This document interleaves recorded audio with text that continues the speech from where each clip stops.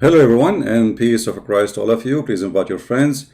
Look like YouTube have a problem, and too many people do not know that we are even live on air. They are not receiving notification. I'm not sure if this is done only for me, but this is how it is since yesterday. However, I have another issue. That's my internet is not the upload speed, not the download speed. The upload speed is not good, so we hope we will not lose connection. Otherwise, we have to redo the video again. Today, our topic is about an article published by an American magazine. It's called Newsweek. Now, the one who published the article is a very well-known person. This guy, he do nothing except promoting Islam. His name is Greg Constantine. And he claimed that he's not a Muslim, but obviously he is officially paid by Muslims if he isn't a Muslim. Because this guy, he writes nothing except promoting Muhammad and Islam. Nothing. You can go and watch his Twitter, his Facebook. He speak about nothing except Muhammad is amazing, Islam is amazing, the miracle of the Quran, etc. So this guy, he said, can the power of a prayer alone stop the Corona? And then he start, okay, so what is the solution? The solution, as you see here, Prophet Muhammad, as he called him, doctor, expert like etc. Dr. Anthony, etc. He said blah blah blah blah blah. Okay, do you know also suggested good hygiene and quarantine during pandemic? Who? Prophet Muhammad, 1300 years ago. Are you sure? So Prophet Muhammad, he taught us hygiene. I don't want to waste my time and your time, and I will try to make this video shorter because we will go live on air again in the quality of life. Actually, I supposed to go in the quality of life first, and then I come here, but we miss it. So we will go later in the quality of life, and those who like to join us, feel free to join us. The quality of life account, as you see in the screen, we have a topic. You can check it out, and we will go after we finish here. Now, this guy, he says, Muhammad, if you hear of an outbreak of a plague in a land, do not enter it. But if the plague outbreak out in a place while you are in, don't leave that place. Now, you see here, actually, this is a stupid thing to say, because if I am not ill and there's an outbreak of a disease, why I will stay? So until I get sick? This is number one. If you are saying to me that Muhammad saying that so you will not carry a disease with you, well, that is a stupid thing to say anyway, because he is saying if you hear of outbreak in a place on a land, do not enter it. Do not enter that land. Okay, so Muhammad here, he claimed that he knew that this is a disease which can spread easy between a human being, and the purpose of not leaving it is not to carry the disease with you. But if you don't leave and you are not sick yet, then you will get sick and you will die. And then here we will see something very funny about Muhammad. Let us say that this statement is what they are practicing today. But isn't it every human being? He says, I have cold, don't hug me. I have cold, don't get close to me. Cold, just cold, nothing dangerous. Isn't it this is something everybody knows? Don't come and visit me, I am sick. You will get sick too. I mean, this is very silly. I mean, this is not a science. This is something a human being knew for centuries and centuries and thousands of years. If you associate yourself with somebody is sick, you will get sick, especially if it's a contagious disease. Now, let us show you the intelligence of a Prophet Muhammad, and you are being the judge. He quote for us this, and suppose this is the solution which Muhammad suggests. Okay, and so Muhammad is solving the problem. Muhammad is the big problem. He is coronavirus himself. Let us read Muhammad. If we follow his advice, what will happen to us? First of all, Muhammad is a false prophet who he claimed that viruses do not enter cities because there's angels are protecting cities, which is obviously stupid and false, because not long after the city of Medina was infected by the disease which is called the plague, and tens of thousands of people die. If you read with me here, Muhammad is saying clearly that angels are protecting the city, and plague and the Dajjal supposedly a person who claimed to be the Messiah, but he's a liar, like Muhammad. Supposedly Muhammad is not a Dajjal. But look what happened. Right after Muhammad, he said this statement, and then he died. Then a few years after his death, a big disease outbreak happened in the city of Al-Medina, and people, they were dying left and right. Let us see the hadith and see how Muhammad, he exposed himself first as a false prophet. And this is the most important thing. Muhammad is a false prophet. Once, read carefully, and they cannot say this is not Sahih. This is Sahih al-Bukhari. Hadith number 2643. 2643. Once I went to Al-Medina, where there was an outbreak, disease, and the people were dying rapidly. I was sitting with Umar. Who is Umar? Umar is the caliphate. So this is not 100 years or 2000 years after Muhammad. This is right away. Umar is one of the companion of Muhammad. So this has happened few years after Muhammad's death. And as you see, the disease is spread in Medina, and people, they were dying, and Muhammad's prophecy come to be exposed that he is a false prophet. Now let us go to Muhammad teaching and hygiene. This is what they say in the article.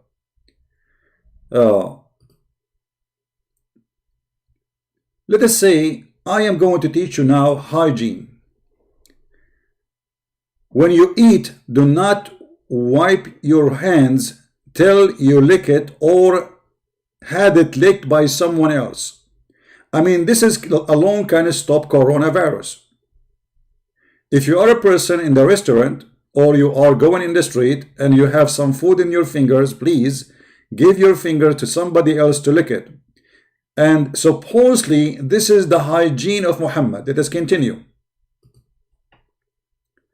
Muhammad explained what is the favor which comes from those diseases. According to the science of Muhammad, favor is something coming from Jahannam, which is a word stolen from the Bible, which Muhammad obviously here proving that he's a thief.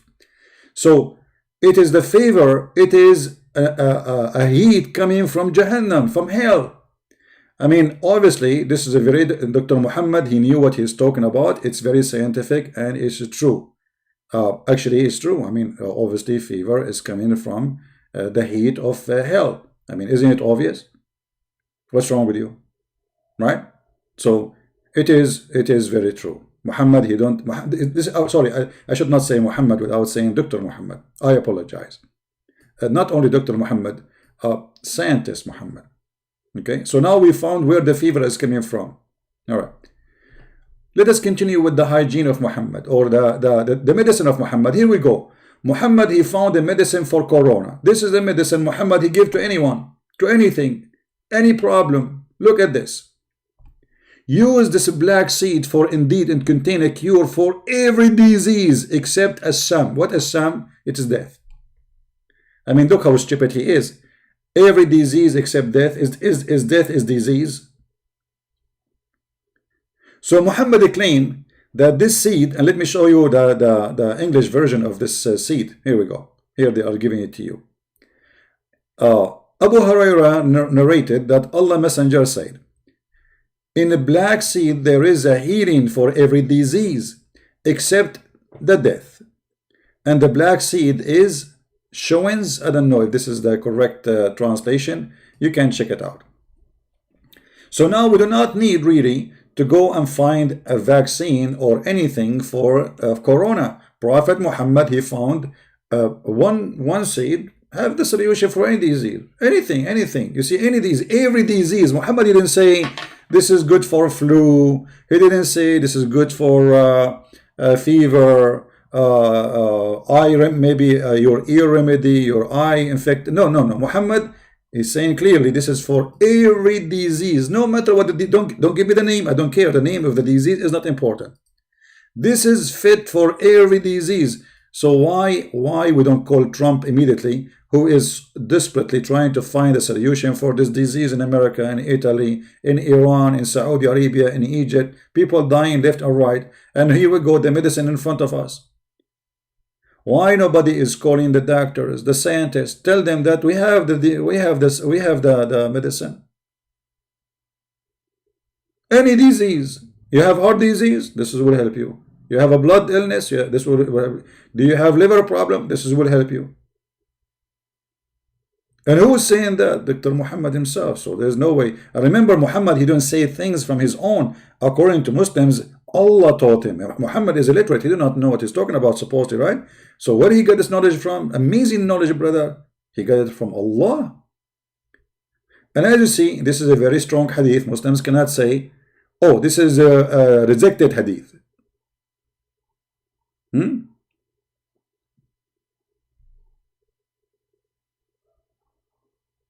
This can solve any disease you want.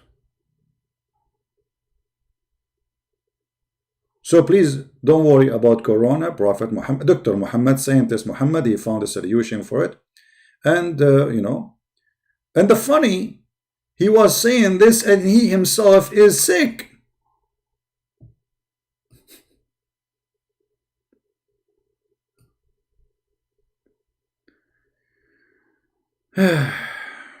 I mean, the guy Muhammad, he's always sick, and he is telling us what is the solution for sickness.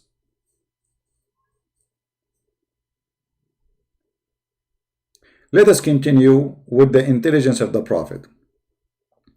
Prophet Muhammad, he said that there is nothing called contagious disease. The Prophet SAWS-FM shortwave, long wave, he said, there's no infection, no evil man. By the way, it doesn't say no infection, but no infection, you liar. Go down a little bit, you see the same hadith, different. No infection, doesn't say that. Look at the lies. No divination, no transitive disease. Do you see how the translation changed? Just depend who is the translator. So the first two translation, they were trying to hide the lies of Muhammad. They are not saying, it doesn't say what they are saying.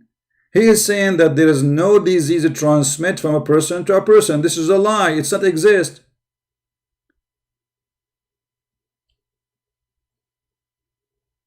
There is no transitive disease, no divination, but good omen pleases me. Good omen. So this guy, he don't believe that there is a disease can be contagious, go from a person to person. He believes this is a lie. Yet he believes in good omen and bad omen. And obviously this is very clear science. I mean, we have to agree, right? And as you see, all those hadith are sahih hadith. They cannot say this is not true. So, but hold on. How Muhammad, he said, don't go to a place, have a disease, and then don't get out from it, because Muhammad is a scam. This guy, he says something, and then he obviously is a fool, because either you believe that the plague can spread, or you don't believe in it. And this statement, he is saying, you cannot believe in this. You cannot believe that you can get sick because of somebody else. Why is that? Because Muhammad, he claimed that all those disease, Allah, he sent it to you no matter what. Allah, he punish people. If you go in the Quran, you will find the Quran saying that Allah is the one who made people sick. Allah don't heal anyone. And this is not metaphorically.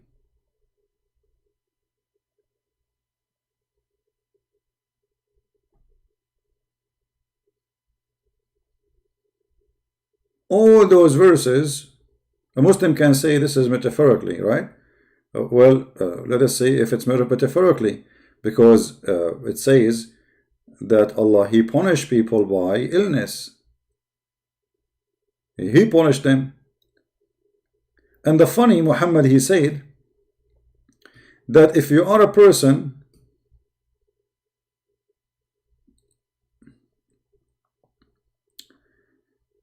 let me open a hadith.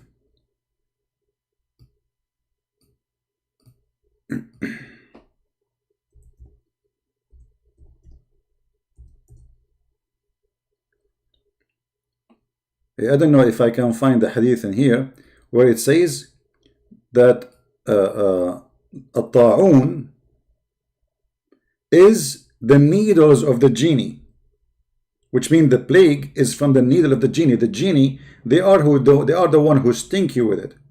You see, this website cannot find the hadith for it, but let me find it for you in Arabic, and we can use Google translation. And here you see the science of a Prophet Muhammad, Dr. Muhammad, scientist Muhammad.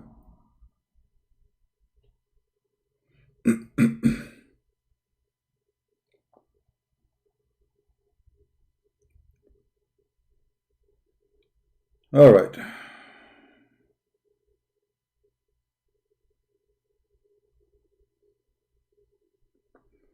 All right, we found the hadith. Here we go. This is a Muslim website.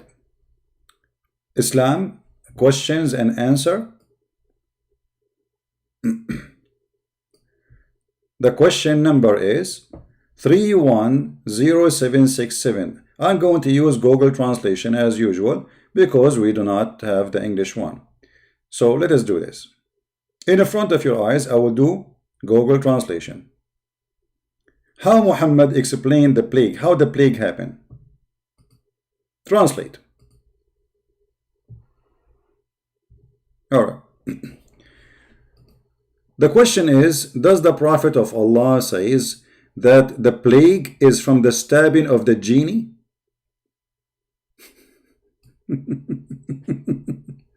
The plague happened because genie is stabbing you with needles. Answer, yes. And this is the reference for the hadith.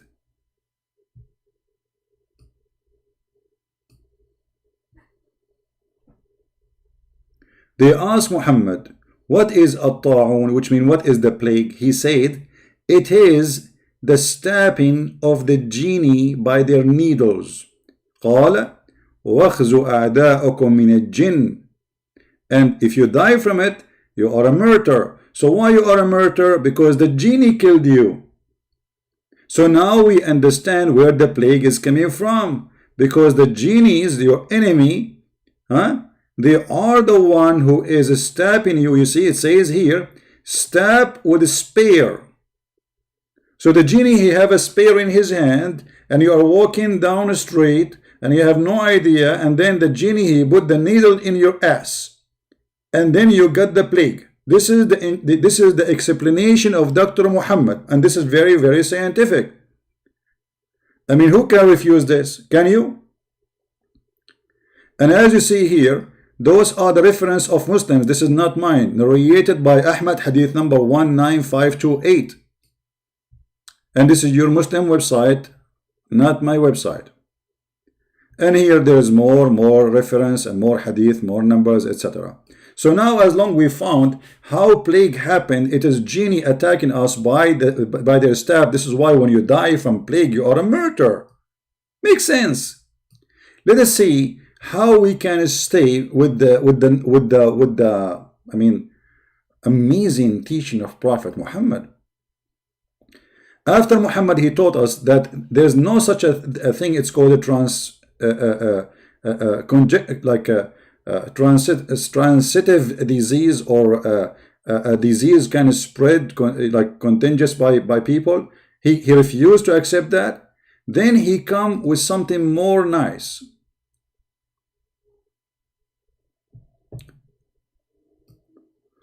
Once Muhammad was sick, and here you can tell how healthy Muhammad is, who is advising everybody how to get healthy, but he is the last one to be healthy.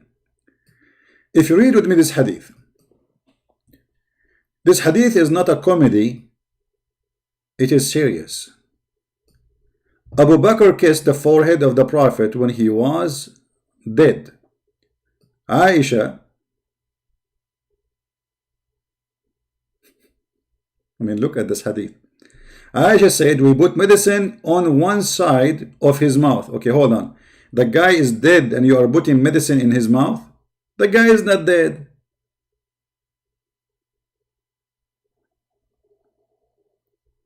But obviously Muhammad is a dead man. He is always dead. There's one of two solutions here. Either he played dead or he is always sick, so they think he's dead.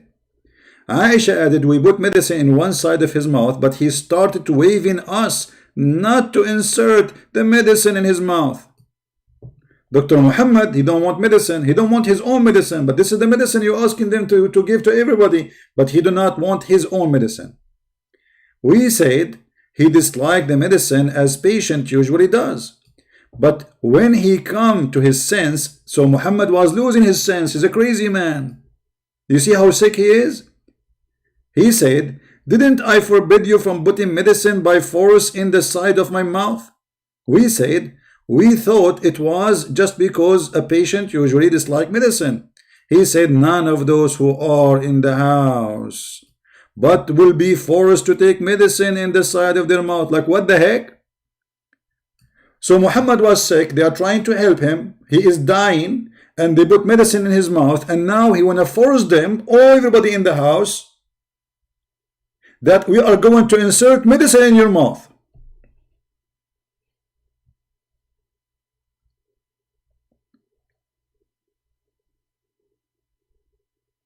It doesn't matter if this medicine will kill you, it's not good for you, it doesn't matter.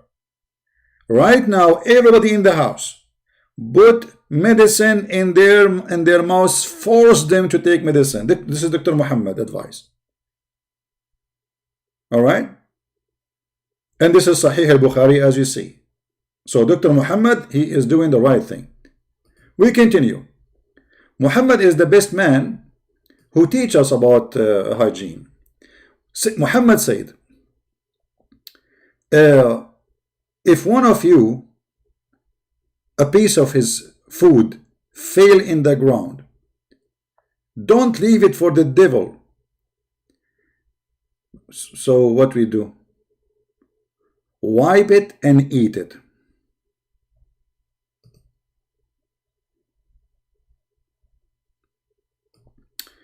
Chapter, it is recommended to lick one finger and wipe the bowl.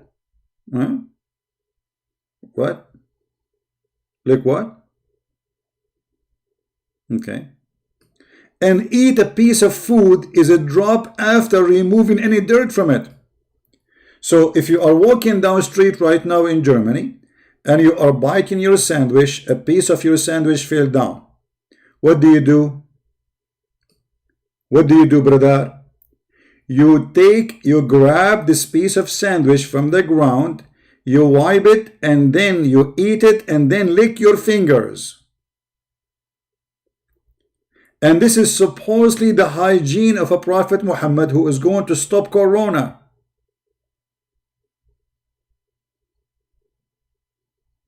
And listen, you have to eat it with 3 fingers, not with 4 or 5. 3 fingers. Trinity. When any of you drop a mouthful, he should remove anything filthy from it, and then he eat it. And he should not leave it for shaitan. Shaitan will eat it, brother. Shaitan, this is the worry now. Shaitan is going to eat it. I mean, are you going to feed shaitan? No way.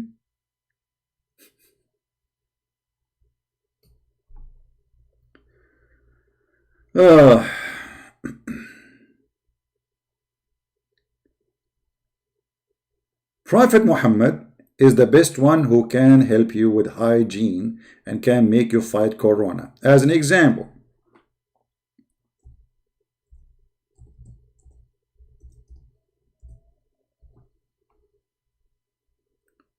Muhammad believed that dirty water does not exist. So don't think you will get a disease from water, have somebody is sick with Corona. No. Or maybe a dog, he have Corona. No.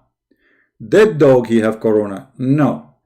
Garbage have Corona. No. Because simply water is always clean. And Muhammad, he used to take a shower always from this filthy water. Read carefully. I passed by the Prophet, PBUH. This is like a degree in science, you know, PBUH. You know, Muhammad is always have to add things behind his name. They worship him. They don't dare even to say his name without saying those things. When he was performing wudu from the well of Buddha, This is why they call it badaa, because it's garbage. I said, are you performing wudu from when garbage is thrown in it? And here you see the Muslim, they will say to you, brother, like there is 5 Muslims, they made a video to refute me. This video is refutation for the lies of a Christian prince. I want to thank brother Zawadi, and brother Tawadi, and brother Fotadi, and brother Tadadi, and Tadadi, all of those supposed to refute me. About what? They said in the video that according to scientific method, that if the water coming from the ground is going to be clean. You idiot, stupid. You donkey. First of all, this is not a well of water coming from the ground. This is a dry well. It have water in it because simply this is garbage water. This like a sewage.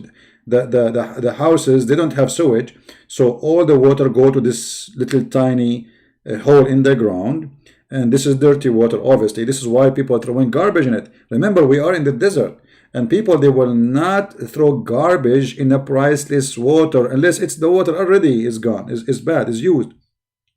So as you see, the man, he was surprising, saying to him, are you showering with water which garbage is thrown in it?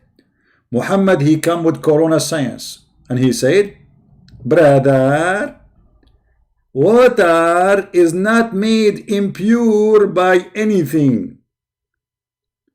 So by the science of Muhammad, if you are a person who have a corona and you go and you take a bath in a bathtub, please don't let the bathtub water go, because 20 people, they come after you and they can use the same water.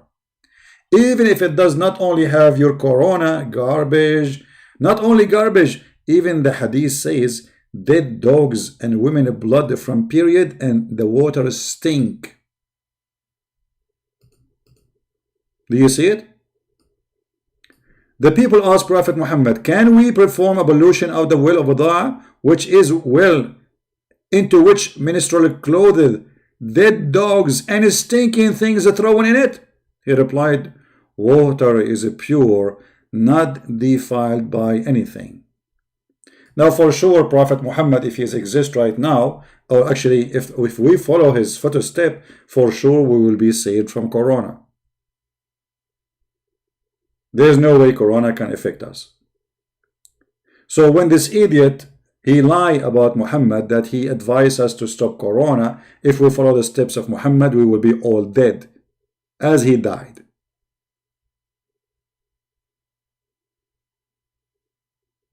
And actually, there is tons of hadith we can report from, where if you read it, you will die laughing.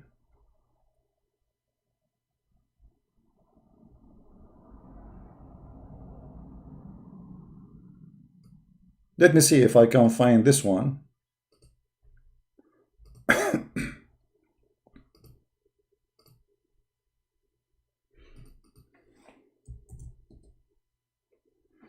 Let's see how they translate this one. The husband of a lady died, and her eyes become sore, and the people mentioned her story to the Prophet.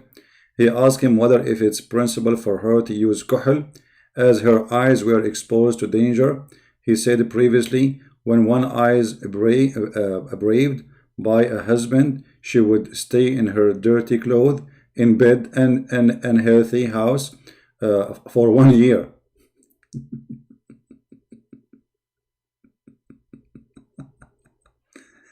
And when a dog passed by, she would throw a globe of dung. No, she should deserve to prescribe a period of iddah for 4 months and 10 days. What does this have to do? I mean, did you see what the question was and what the answer is? Let us see something else.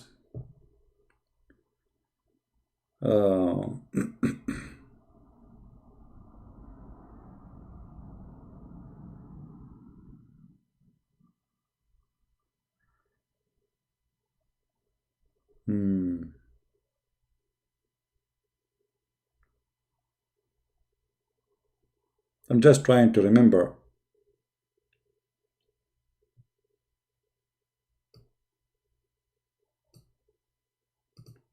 Ah, let us see this one.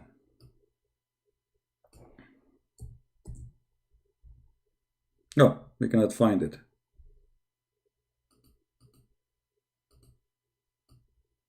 Let's try something else.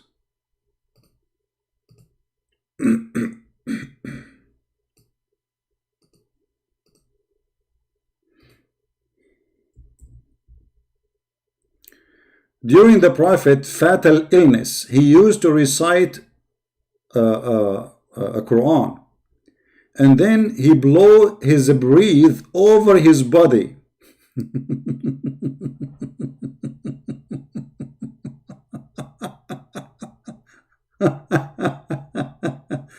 And the funny it says that, and this is during his death. I mean, obviously the medicine of the Prophet was working. You read Quran, and then you breathe over your body. I'm blowing now over my chest. This is how you can fight any disease, any illness. As you see, read me carefully. During the Prophet's fatal illness, he used to recite the surah, An-Nas, which is very funny. It's about envy and, you know, blah, blah, blah, stupid stuff. And then he blew his breath over his body when his illness was aggravated. I used to recite those two surahs and breathe over him and make him rub his body with his own hands for its blessing.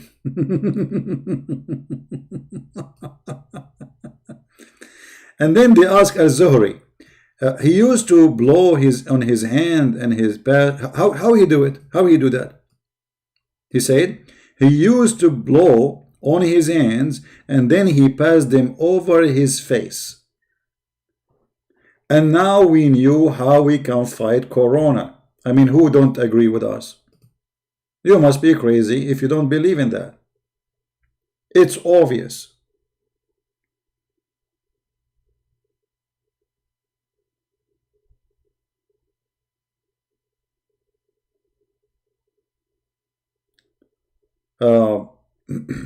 Let's see a different one. I mean, there is endless number. I don't know if we can go over how many. I mean, too many. Let us see. By the way, to find those references we are speaking of, you can freeze the video, type a few words in the search engine, sunnah.com. Just be sure you are searching for the same exact thing. Like as an example, during the Prophet fatal illness, he used to recite this. You type it in Google, you will find the hadith. Very easy, all right? In case you are watching later.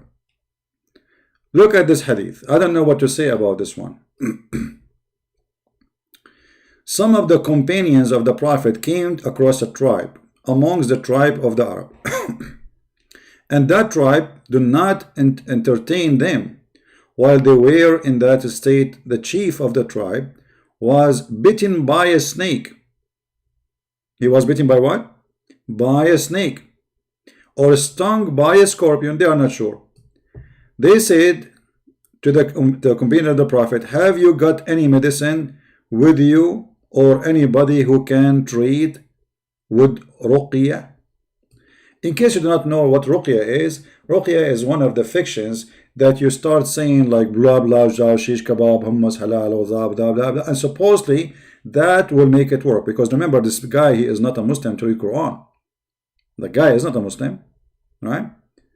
The Prophet companion said, you refuse to entertain us, so we will not treat you unless you pay for us. Look how good the companion of the Prophet are. So they agreed to pay. They agreed to pay. A flock of sheep. One of them, the Prophet companion, start reciting Surah Al-Fatiha and gathering his saliva and spitting at it.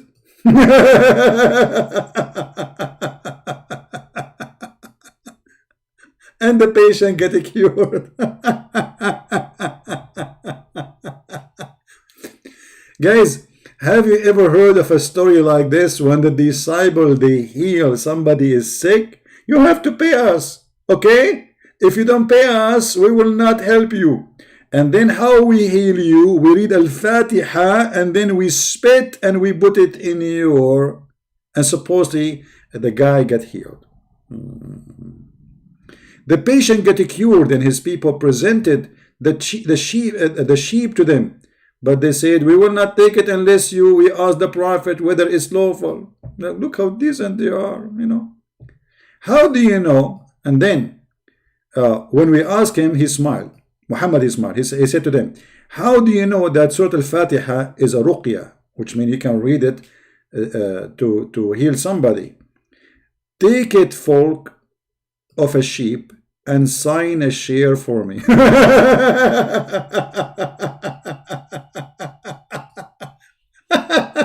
What a fraud.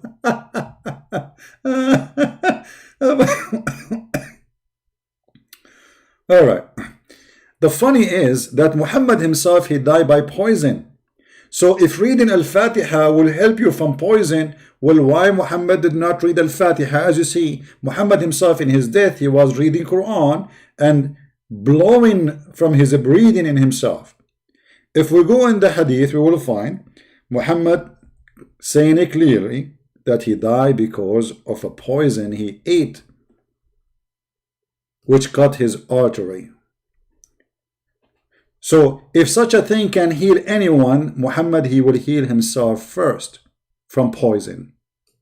And here you see how we can get them busted with all the lies they come with.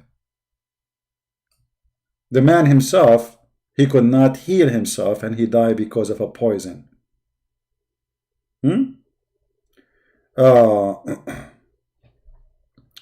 Muhammad always, he believed in the envy of the eye. Now there is many naive people even in Europe believe in this garbage. The envy of the eye.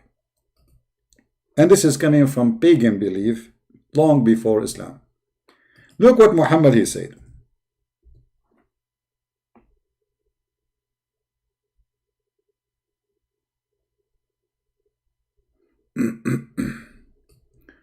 Let us see which hadith we can read for you. Those are long, but no problem. Let us read this one from the beginning. Allah Messenger said, nations were displayed before me. One or two prophets would pass by along with few followers. A prophet would pass by companioned by nobody. Then big crowd of people passed in front of me, and I asked, who are they, my followers?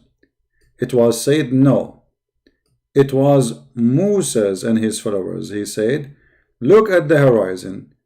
Behold, there was a multitude of people filling the horizon. And then it was said to me, look, there was a stretch in the sky. I mean, where is what happened here? Where is we don't want to read the whole thing. Where is? We want to see where he is talking about the eye, the envy of the eye. You see, they took it off from the beginning. They took it from the translation. It's not there. You see, it's here in Arabic. But we cannot find it in the Hadith translation. It's gone. Let us see in this one.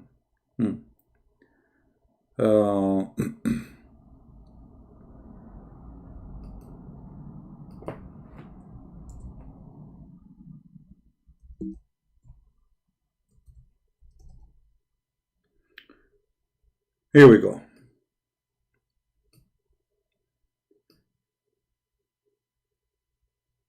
So Muhammad, he believed that an eye can destroy you, an eye can harm you, an eye can kill you.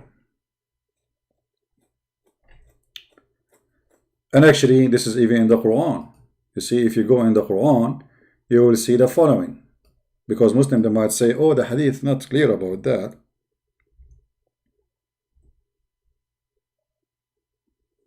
Do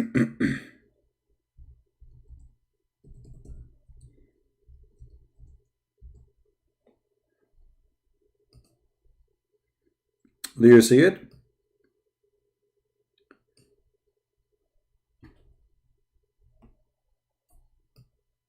This is Muhammad's superstition, belief, and this is simply the doctor Muhammad, the scientist Muhammad, who believe that somebody he can do witchcraft to you by blowing by the knot. And if you remember, we have a Muslim, he called me before, not long time ago, and he said the prophet, somebody, he made for him 12 knots, and he was under black magic for 12 months. It took Allah 1 month to open every one of those knots, as you see in the front of you on the screen. And Muhammad, he always believed that he's afraid of the evil of the invader when he invade, because he can control you. Now, this is obviously the one is talking here supposedly is Allah, and the Muslim cannot say this is not true and this is a false teaching, for this is Quran. If this is the God, then where is the science?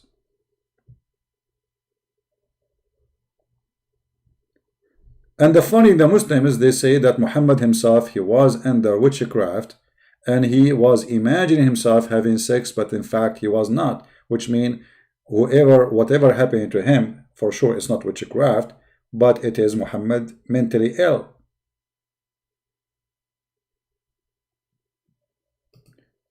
Muhammad too, he fight plague by reading Quran. If we go in the hadith, I don't know how many hadith I have to show you. I mean, it's endless.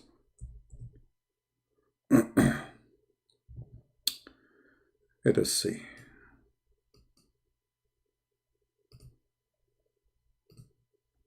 Too many.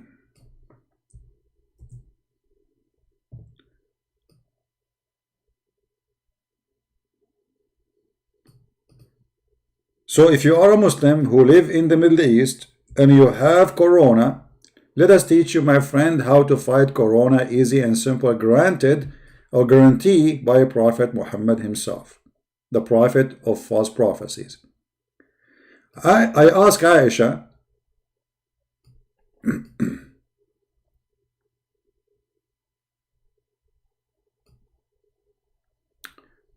about treating poisonous sting, a snake bite or a scorpion sting with ruqya. She said the Prophet allowed the treatment of poison sting with ruqya, which means reading Quran. This is one hadith. Let's see the other one.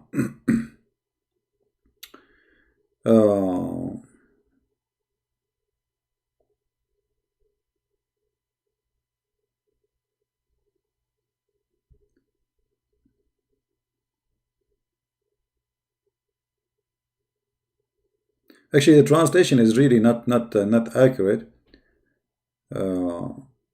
because they should mention the fever, but they are not mentioning the fever in translation.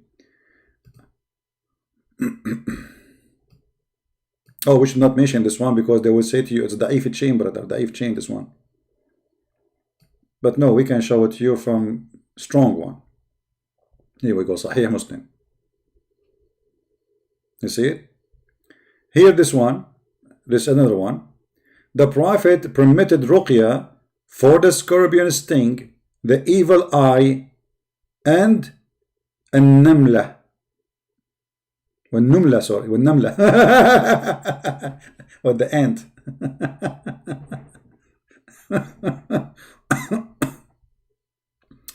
The Prophet said no spell is to be used except for the evil eye or a scorpion sting.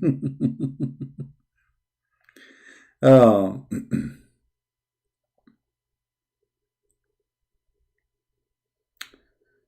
boy.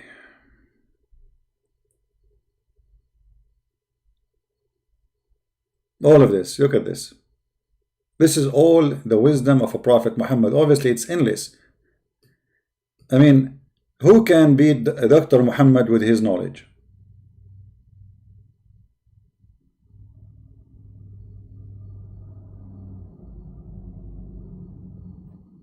Huh?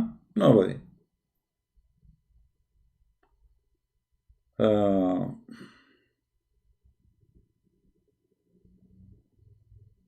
what Muhammad he do before he go to bed, as an example? Let us see if we can find this one. How you can cleanse your bed so you don't get sick? The answer is very simple.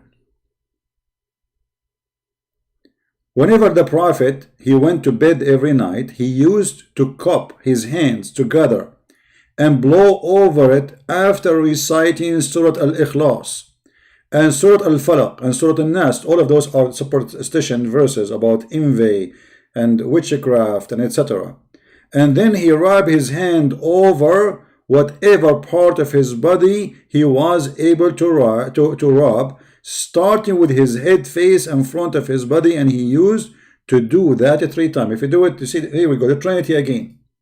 The Trinitarian Muhammad. Nothing works in Islam unless you would do it 3 times.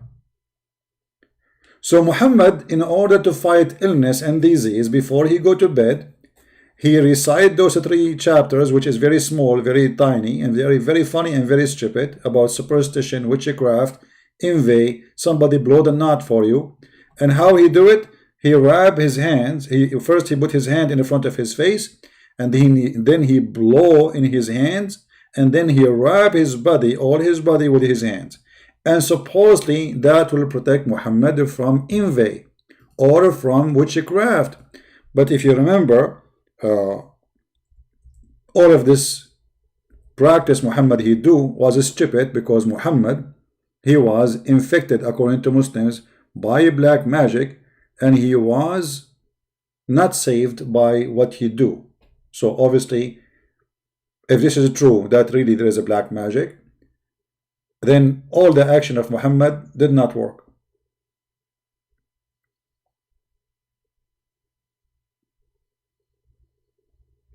Did not work.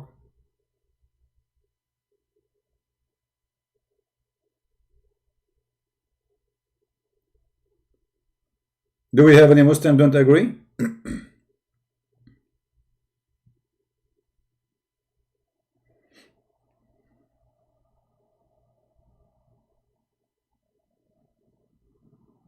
Anyone? Now, for sure, we can show you endless, as an example, lice and bad insect. They will not give you diseases. This is simply a test from Allah. And this is a special test for Prophet of God. Because Muhammad used to be full of lice and insect in his panty. So he claimed that this was a test from Allah for the Prophet. Affect only prophets. Messenger of Allah, they said to him, which people have the greatest affliction? He replied, the Prophet, and then the righteous. He said first the Prophet and then the righteous. And one of them was tested by poverty in such an extent that he could only find a robe to cover himself with, and he wore it. Another, he was tested, and this is him, by fleas until they killed him.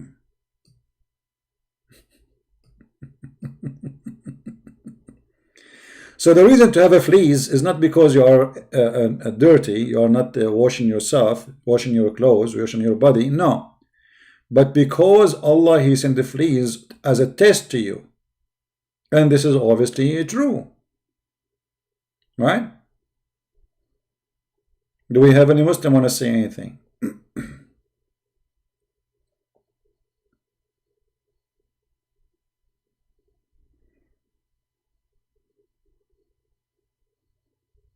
Now, for sure, we can mention tons of things Muhammad he said, but I think we have enough.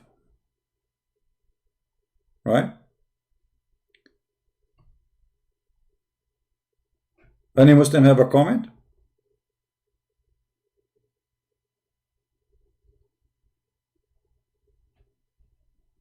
Insect in his pant? Well, it's all over his body where the insect will be.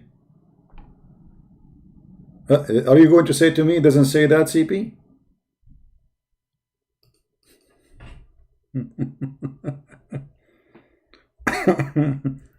It doesn't say that, CP. It was in his head, CP.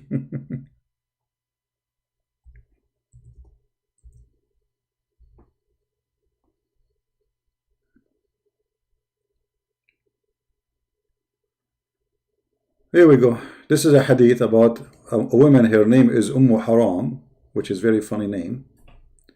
Muhammad, he used to go to her house. He sit and he put his head in her lap, and she start picking up the lice from his head. She feed him and sit down, and she delouse his hair. Do you see it? It doesn't say that, CP.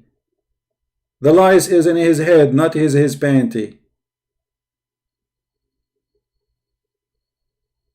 This is what they will say, right?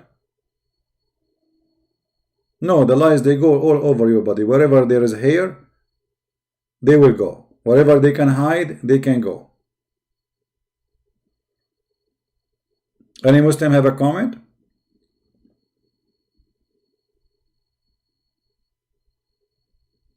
Actually, there was a lie. She was going to write a book about Muhammad because she was there down his private part and she witnessed a lot of things.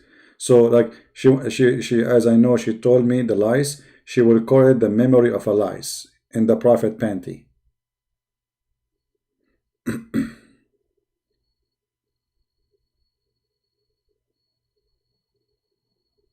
And the one saying my imagination, where is my imagination? Here we go. This is Muhammad is infected with lies.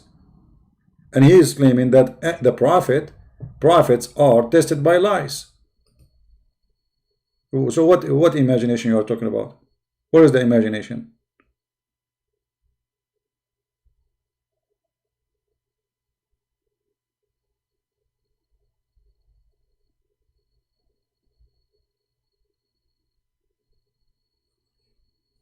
Any Muhammadan?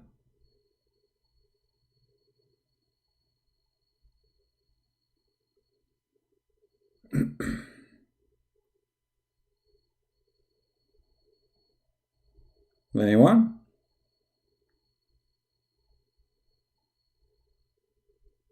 So what we learned today, that there is one medicine can solve all the problems in the world. It's a seed, as you see, one seed. Chapter the treat black common nigla seed. Here we go. Okay, this seed can save you from any disease in this earth. Anything. The prophet said this black common is healing for all diseases except death, which is stupid to say, because how you can heal death by a seed, you idiot. And is death is a disease? So obviously Muhammad, he knew what he's talking about.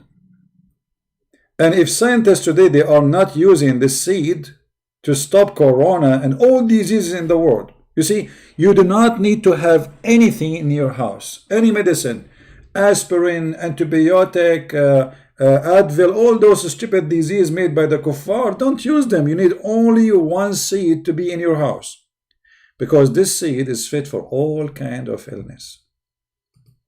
Now the question here, how Prophet Muhammad, he knew this? Unless he is a big doctor. Allah told him, brother. This is the knowledge from Allah.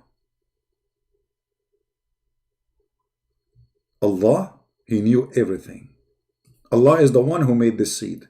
And in this seed, he put healing for any disease in the world. Actually, I will tell you my own personal experience.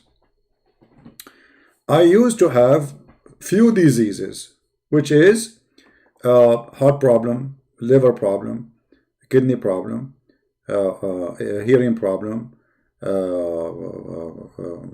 running nose. My nose always run before me, you know, I have to chase it.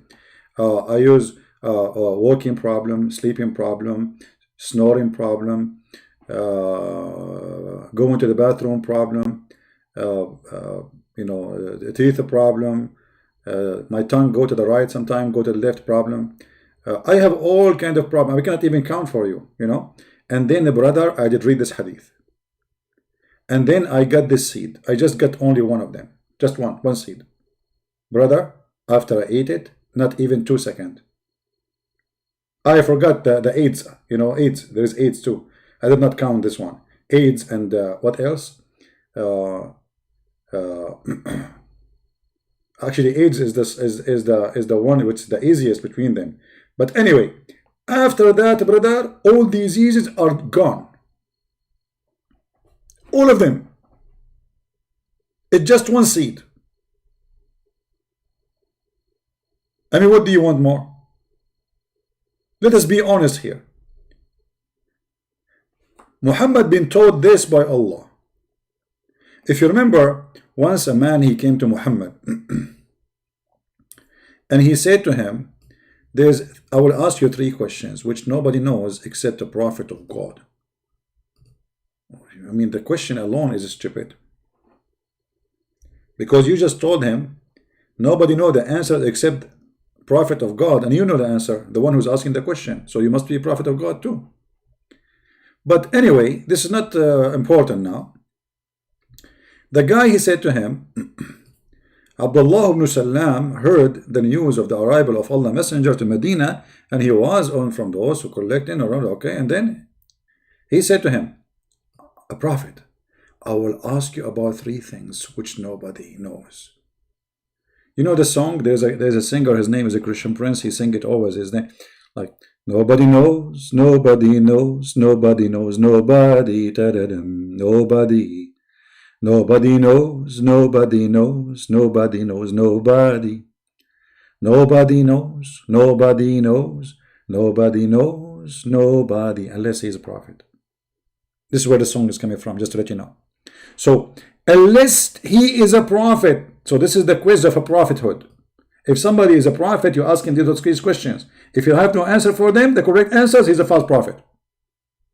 Firstly, and when a Muslim, he say firstly, it means disaster is coming. What is the first portent of the hour? Okay, what is the first portent? Then, what is the first meal people will eat in paradise? I mean, this is nobody knows, man. This is the menu in the restaurant of Allah. Somebody have to get in and get the menu. And what make the baby look like his father? The prophet, just to show you that Muhammad didn't speak from his own. The prophet said, just now, Jibreel, hold on. Jibreel is talking to me. Jibreel is holding my hold on. Jibreel. Nobody knows, nobody knows, nobody knows, nobody. Nobody. Nobody knows, nobody knows, nobody knows, nobody. Save Allah, save Jibreel, save Muhammad, nobody. True, it's true. Just now, Jibreel informed me. Just now, Jibreel. I mean, this guy, he have a strong, the guy, he asked him the question, bingo, Jibreel, Prophet Muhammad, he answered the phone, and then Jibreel, he said to him, Prophet Muhammad, I'm going to give you the answer, so you can refute this idiot. Prophet Muhammad, he said to Jibreel, are you sure you are Jibreel or not Zakir Naik? What are you talking about? Because you sound like Zakir Naik. Muhammad, listen carefully. I'm going to give you the answer. And I want you immediately to give him the answer. And tell him that Jibreel told me. Unbelievable.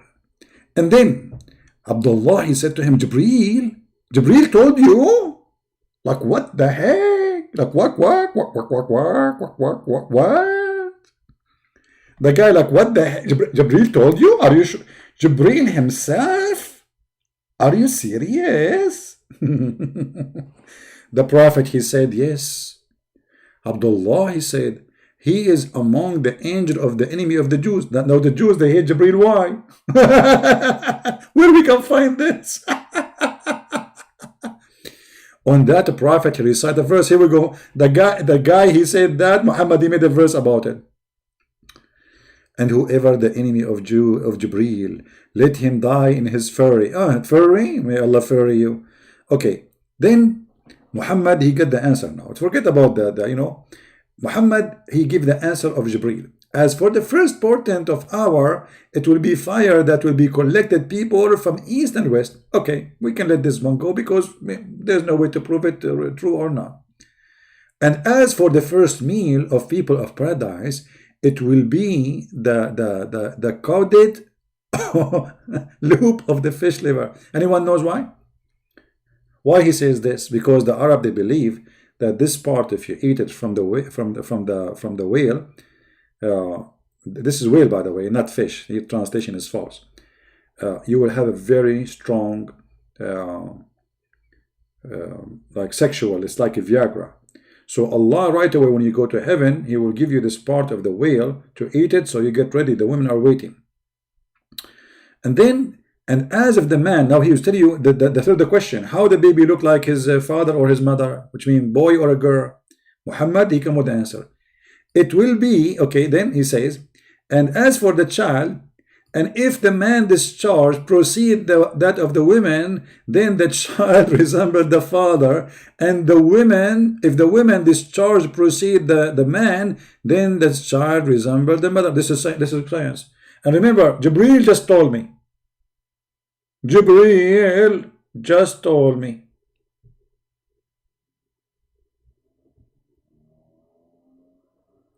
By the way, obviously, YouTube is playing games with my channel. I have tens of thousands of subscribers, so there is no way, because nobody received notification, nobody can see my page, nobody can see even the video is listed. Nobody see, nobody see, nobody see, nobody. Ta-da-dum. And I don't care. I will do it. I will spank him. I don't care. Nobody. Even if I am alone, I will spank Muhammad alone. And you can play all your games. Everybody. I mean, look at this.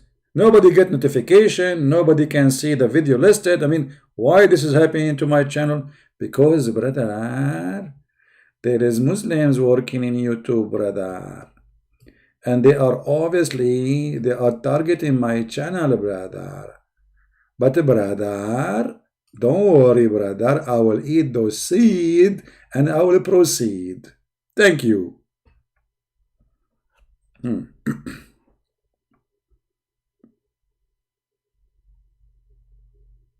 What do you think? Make a CD. What are you talking about? I have many CD in the market. Let me sing for you this CD. This is a new one. Nobody heard it yet. Not even a single person heard this song yet. Trust me. Firstly, this is a song which nobody heard, and you will get the honor to hear it. Nobody ever. Okay, are you ready? Nobody know, nobody know, nobody know, nobody, ta-da-da, nobody know, nobody know, nobody know, nobody, nobody know, nobody know, nobody. This is the first time I sing it. This second. I just sang it 5 minutes ago. Oh, this is a different one. This is different. Just shut up. Actually, I have a newer song which I'm going to share with you only. Don't share it with anyone, please, because we did not even put it in the market. Okay. I don't know if I should share because the publisher, he might be upset from me now. Nobody know, nobody know, nobody know, nobody, ta-da-dum. Nobody know, nobody know, nobody know, nobody come. Nobody know, nobody know, nobody know, nobody. Okay, so this is my last song, which nobody knows about it already. Oh boy. Oh boy. So what you are saying to me, Prophet Muhammad, he did not know what he's talking about. What's wrong with you? Isn't it obvious that the Prophet, he knew everything? Now he knew. I told my dad, by the way. I told him, Dad, I know what happened in the bedroom between you and my mother. He said, son, behave. Shame on you. I said, come on, Dad, we are growing now. He said, how you know? Do you have a spy camera or something? At that time, there was no camera. No, there was no camera. That's true. So how you know? I said, okay, don't you want to know first what I learned? What you learn? You are the one who have orgasm first. How you know? Because I look like you, not like my mother. I am a male, and I look like you. My dad was really like, what? How you know that? Who taught you that? I told him Prophet Muhammad said that. My father, after I said that to him, not only he believed in Prophet Muhammad to the point he became a Hindu. He became a Hindu immediately, and he started singing the song which nobody knows. Nobody, nobody know, nobody know, nobody know, nobody, nobody, nobody know, nobody know, nobody know, nobody. I will ask you 3 questions which nobody knows. Nobody knows their answer. Nobody. Me. Nobody knows the answer for them except a prophet and Jibreel. And this is the answer. I mean, you are a professional, man. And you people until now are not converting. What's wrong with you? Seriously, what's wrong with you?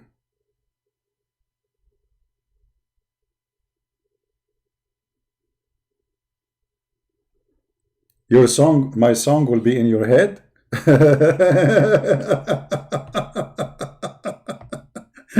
Trust me, you are not the first one. I'm very humble. But people go in the street these days, they do 2 things. They take drugs and sing my song. Alhamdulillah.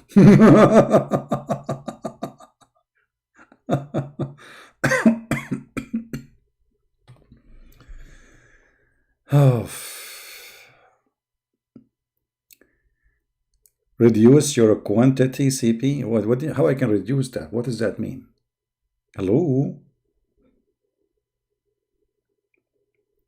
Don't remind me. Yesterday we asked a guy, his name Ultimate Fort.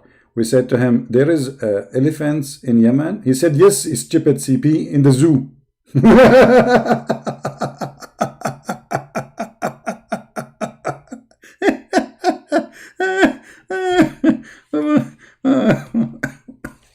In the zoo. And the funny Christian prince, he said to him, the only one I see in the zoo is you, you idiot. Oh boy. Okay. And you lied. It's not elephants. It's one elephant.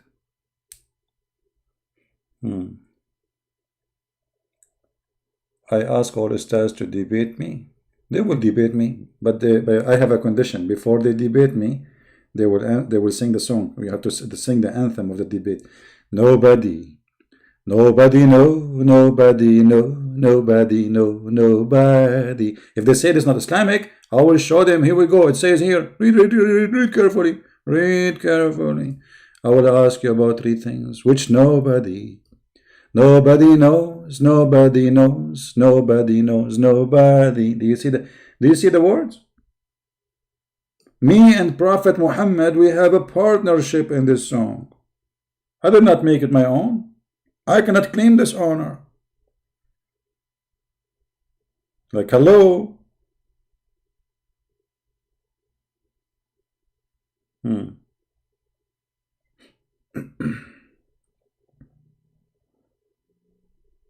Any Muhammadan? Look, there's 300 people only watching my video. Obviously, there's something fishy in YouTube. There's no way. This has never happened. 300 only. I mean, what's wrong? Especially in the time of Corona where everybody is at home. They are not letting people find my videos. It doesn't appear. Those are the one here. It's just the one who get it from my Patreon. They are hiding. How many of you get notification from YouTube? How many of you got notification? Are you getting the notification, guys, from YouTube? I think nobody getting notification, nobody. But who care? 300 is a blessing for me. If only me is here is a blessing, who care? I will do it. You're gonna stop me. Yeah, they are doing it. I hope I did not make you hear my. I'm drinking a very cold tea now. You see what happened when you are single? Your tea is cold. Your coffee is cold. Everything is cold. Your food is cold. But however, so what if you are single? Still you are happy and you are singing. Nobody know, nobody know, nobody know, nobody. Da -da -dum. Very beautiful, brother. Who cares if oh boy. So any guys, shall we go to the other channel, because supposedly we are going to go live on air in the quality of life, and I did not go. I don't know if people are even waiting for me there. Let me see what's going on there. Give me a second. Quality of life. Maybe people are waiting there now and they don't know we are here. Unbelievable.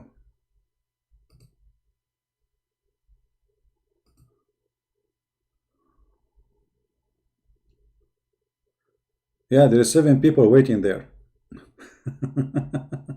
No, actually, look like maybe it's the same people. They are here. They are. Maybe we will do it tomorrow. We will do it tomorrow. Yeah, we will not go to that channel today. We will go tomorrow. You see, now because of Corona. You see, by the way, Corona is very ugly, but at the same time, we learn a lot of things from this Corona. You see how Islamic propaganda, they try to use anything, even evil time, to promote their evil God and evil prophet. Secondly, Corona is able to help us to understand that those who don't believe in God, they have nothing to depend on. As you see, all those scientists, they are in disability in front of a stupid virus. So what if next a year or 2 years from now we have 5, 7 viruses more aggressive than this? What will happen? And if you think that cannot happen, you are mistaken. Because I believe the same virus today, which is going maybe to find a vaccine for it tomorrow or maybe next year, God knows how many millions will die before they finish it, or tens of thousands, he will develop himself, or he will change his structures and come in different form, or let's say ability.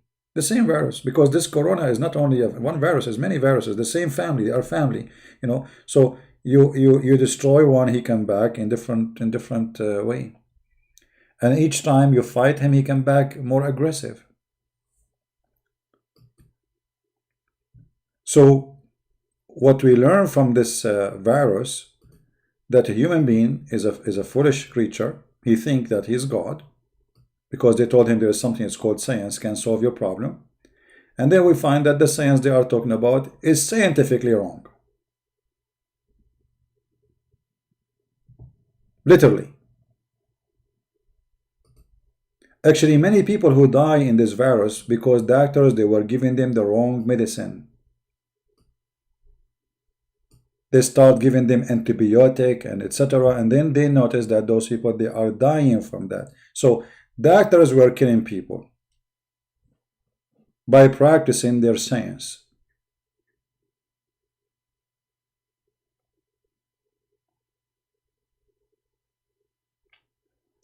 By the way, I want to give you a tip. I'm serious about that. There is a very nice, easy way to always to be protected from bacteria and viruses. The old people, they practice things. This is their own science, but it's science of practice, same as doctors. Everybody is practicing and then they learn. Olive oil is one of the most powerful food you can eat to improve your immune system. Same time, Like now you are wearing a mask to go outside. So what the mask will do? What exactly the mask will do? The mask will prevent the cells of your nose from sucking that virus. So when the virus go inside your nose, uh, he will be trapped with the hair and whatever that in the nose. He will not go directly to your lung, you know. But then he will be observed. Your nose have like a liquid, you know, like the same as your tongue have a liquid. And he will be able to go through.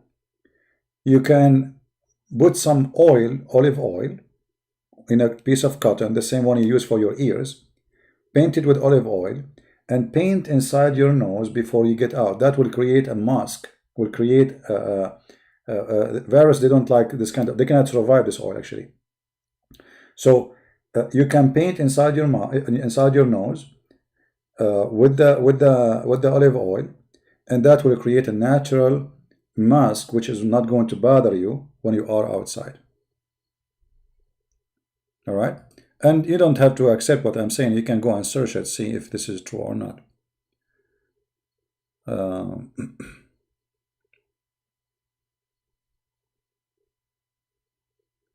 Yeah, real olive oil, the extra virgin, not you know.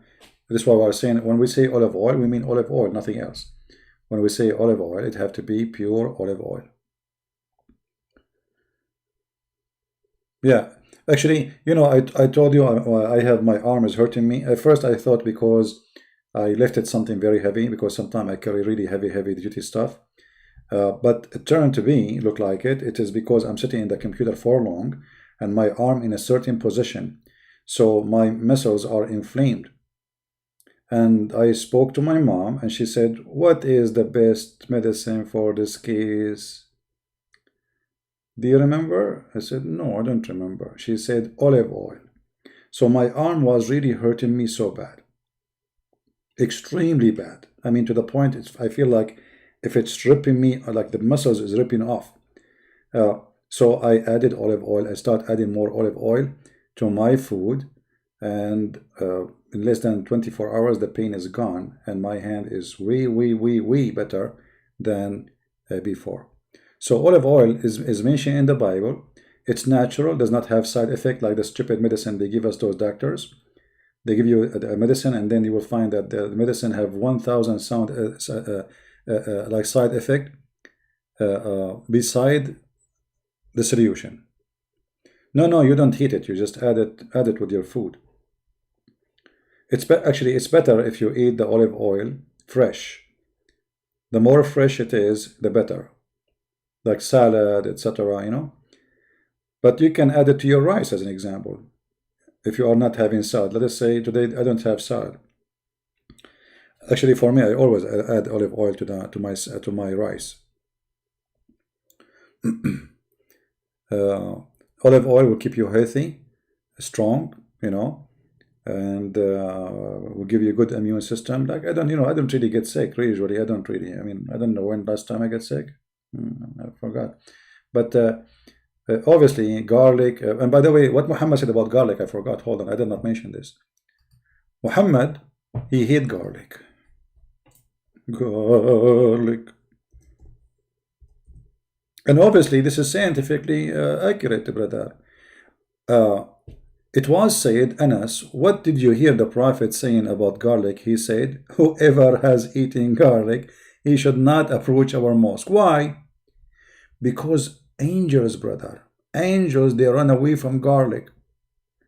Look like the angels of Muhammad, they are Dracula. Do you see it? And garlic, by the way, is very natural antibiotic food. Actually, if you mix garlic with olive oil, both of them, they will make an amazing product to protect you. You can there's people they have their own let us say medicine for the winter. So what they do, they smash the garlic and then they put it in a jar with the olive oil, mix it together and leave it there. They store it. So when the winter come, you know, you can see there's many YouTube, I think, there about how to use this remedy, and it's going to help you a lot. And look here, Muhammad, all those things he mentioned not to eat because the angels will hate you, they are very healthy. Look what Muhammad's saying. He said garlic, and then garlic, onion, and leeks. Let him not to approach our masjid, for the angels are offended by that which is offend mankind. But those are very healthy food. And remember, Muslims, they pray 5 times a day. So that's mean for life we cannot eat it.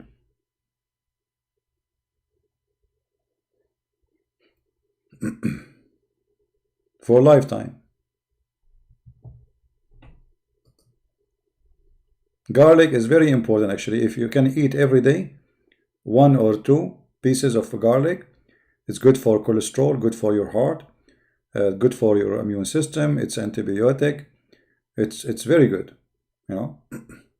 And yeah, another thing to increase your immune system, to get a more powerful one, eat yogurt. See, yogurt they are bacteria, and because they are bacteria, let's say there's a competition. Yogurt is a good bacteria, and there's a bad bacteria. So the good bacteria will go in your stomach and will destroy the bad bacteria. So yogurt is very good, olive oil is very good, garlic is very good. Many of those things we should always keep in our food diet, and that will give us very better immune system. All right.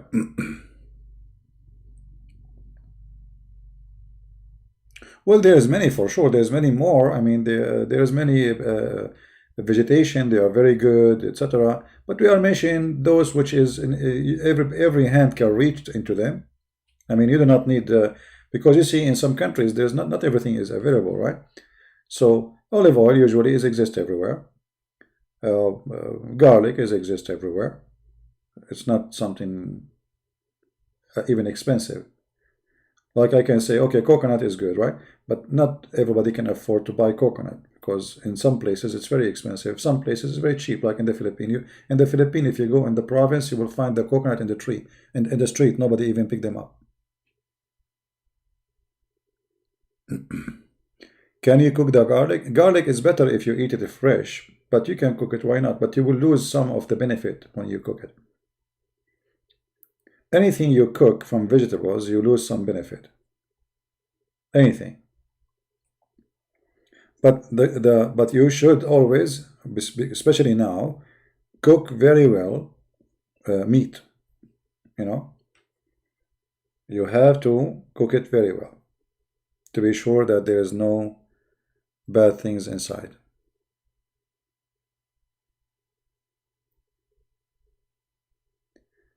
Better is medicine. No, you see, medicine because you give up. You know, it's too late. That's why you take medicine. But the garlic and olive oil, they will not let you need the medicine because if you keep taking them, you will not get sick mostly. But medicine, because it's too late now, you are sick and you need a fast solution. But the best medicine is the one you take, not when you are sick, the one who prevents sickness. People, they do the opposite. People, they eat rubbish, and then when they get sick, their immune system became weaker. You see, it's like you have a bad oil and good oil. So I'm going to drive a car, and there's a car, the oil mixed with the bad stuff, water, etc. So the engine is not burning well. And there's a car have extra virgin gas, powerful. Which one is going to be able to do better? Which engine? Both engines are the same, but the fuel is wrong. This is how you think about food. Food is your fuel. Fuel for health. This fuel is going to be distributed to all your body. Some will go to feed your health system. Some they will go to feed your cells. Some they will feed your brain. Some they will feed your blood. So simply, it is melty food. And if that food is bad, you will get bad. Right?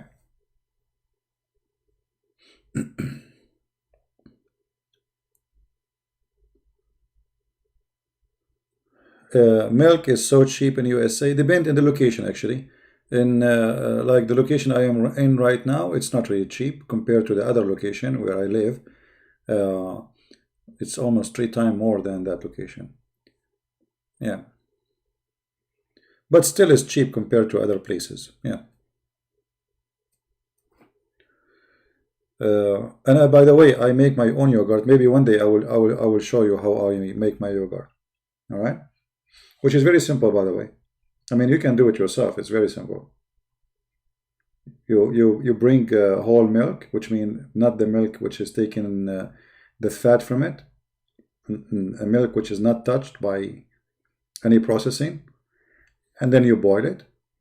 Be sure when you boil it, you keep like moving it so it doesn't burn. And then you have to wait until it cools down, until it is the temperature of your human body, same as your body temperature.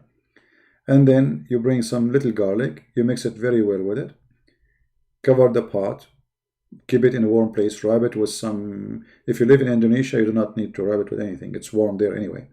Just keep it in a warm place, and come after 10 hours, you have yogurt. That's it.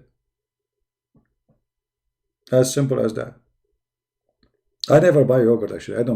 I only buy yogurt if I want to make yogurt like first time. Let us say I am out of yogurt and I want to make yogurt. So what I do, I just buy a little container of yogurt to make the big yogurt.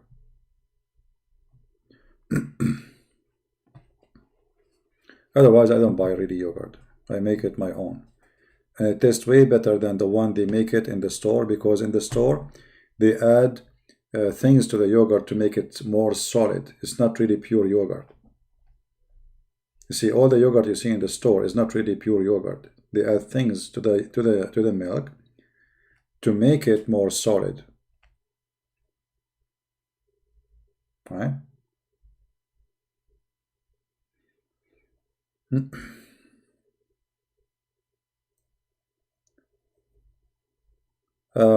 Anyway, so guys, don't forget to download the videos. As you see, YouTube is not helping us, and not many people they learn about the video. And I will change the timing for broadcast for quality of life into tomorrow, because obviously today it's too late to do it. Any request? Anything? Oh, I forgot to tell you, I have a song I did not share it with anyone, which nobody knows about it. And when I say nobody knows about it, then nobody knows about it, you know. But because you are my family and my friends, I will be happy to share it with you. But please don't share it in YouTube or in Facebook or etc. I want it to be private, just between me and you. All right. The song is nobody, nobody, no, nobody, no, nobody, no, nobody, da-da-dum. Nobody, nobody know that angel's afraid of garlic. Nobody know, nobody. Nobody know, nobody know, nobody know, nobody, nobody, nobody know, nobody. Oh boy. I mean, how the prophet knew this? I cannot believe it, man. Oh. So these angels, they are afraid of garlic too, not only from dogs, not only from pigs. Garlic and onion and leeks, may Allah leak you. And I was wondering why Muhammad is afraid from the scandals of WikiLeaks. What's wrong with this angel? I mean, what kind of angel this angel is? If little onion scared the hell of you, you idiot.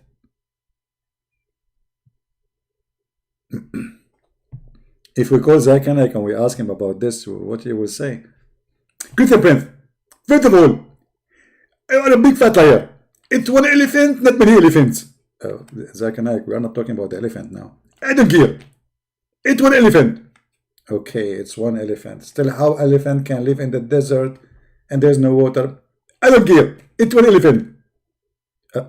Okay, but you open this topic now, but you will not answer. How an elephant can walk in the desert all this distance without water? I don't care. I'm telling you, it's one elephant.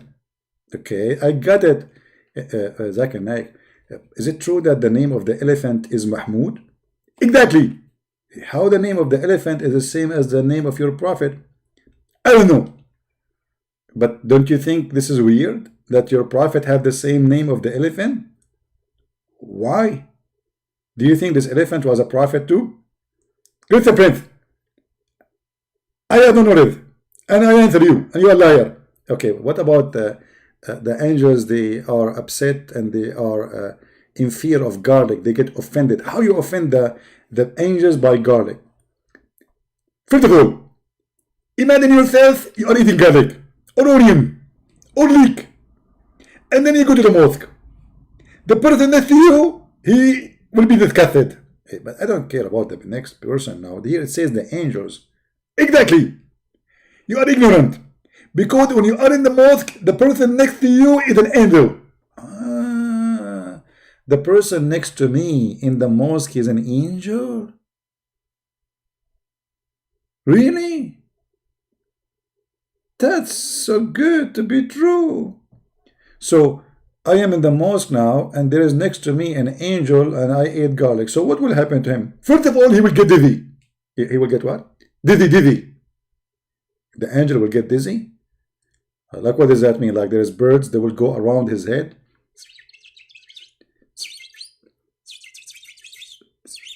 Exactly. But why the angels will get dizzy because of the garlic? I mean, what the garlic did? Christian Prince, you are stupid. I am doctor. Garlic is antibiotic. And the truth is, it is anti-angel. Not only antibiotic. The garlic is antibiotic. Yes, you can do. And they will never enter your house. So how the angel of death will come to my house? I will eat garlic every day. Christian Prince, this is a good question. I never thought about it. Yeah, because angel of death, he is the one who will take my soul, right? So if I eat garlic, he will never get close to me. So how he can do it?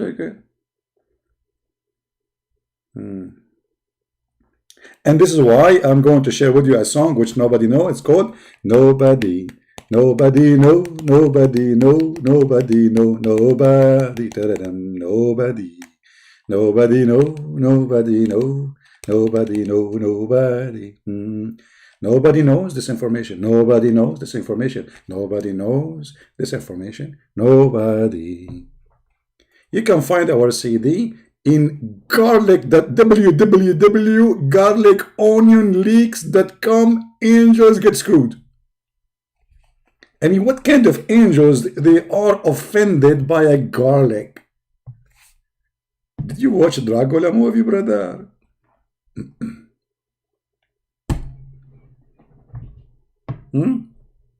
What is this? This is too much. Dr. Muhammad, just follow his vegetation step. What do you mean, please stop? I'm just sharing with you this beautiful opera. This is opera, by the way. This is not a song.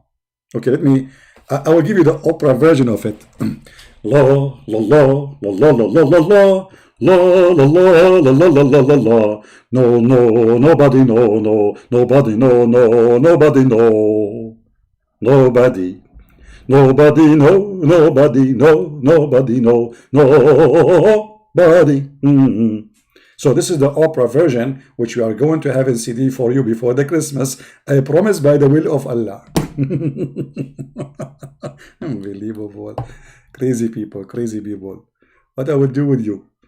What I would do with you, huh? What I would do with you? You don't deserve my skills. What do you mean again? What's wrong with you? My friend, I'm not singing the same song again. This is YouTube is stuck. Don't you hear sometimes the CD is stuck in the... This is not the same song, first of all. What do you mean?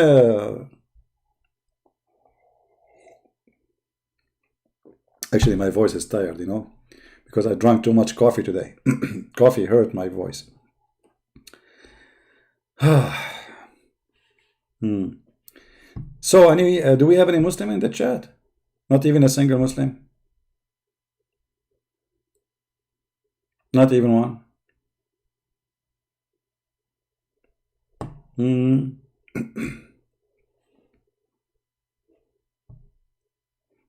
There's an Arabian woman, from my town.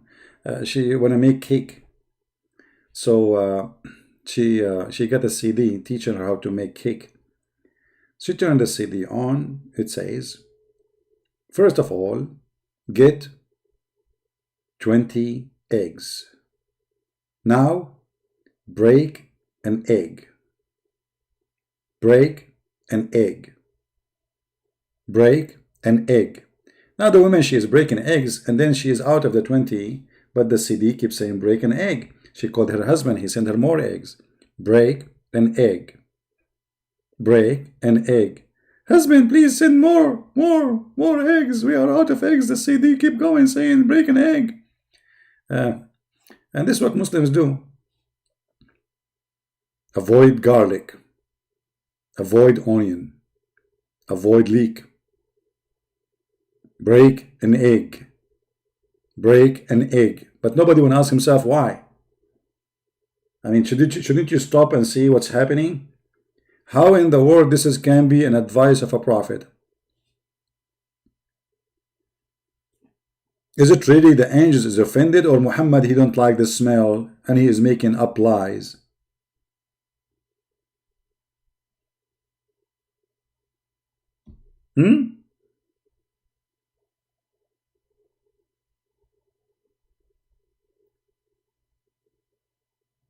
See, something wrong with YouTube. There's no way only 300 people watching. It's impossible. Especially I'm singing opera. I mean, you see, if I did not sing opera, I will accept that if there's only 10,000 watching. But I sing opera.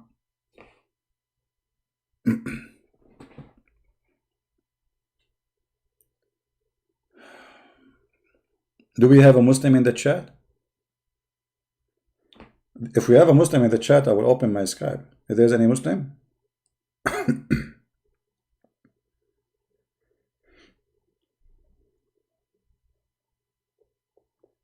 We have a Muslim?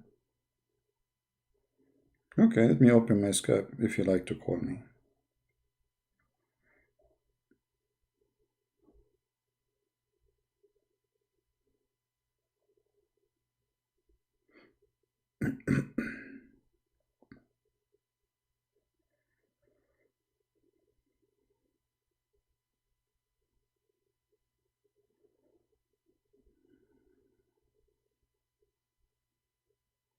All right, my Skype is open. If there's any Muslim want to call, only Muslim, please.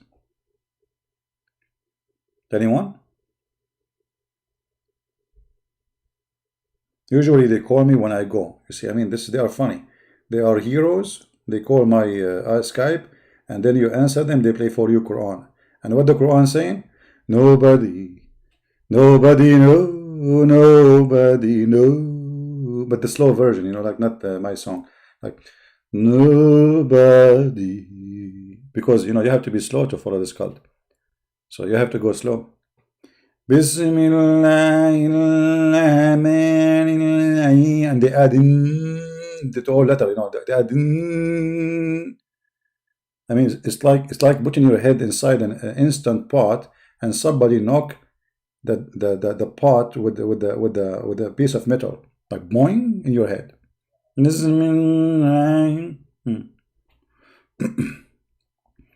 So do we have a Muslim want to call me? We go, hey, get in Skype. So where is the Muslim?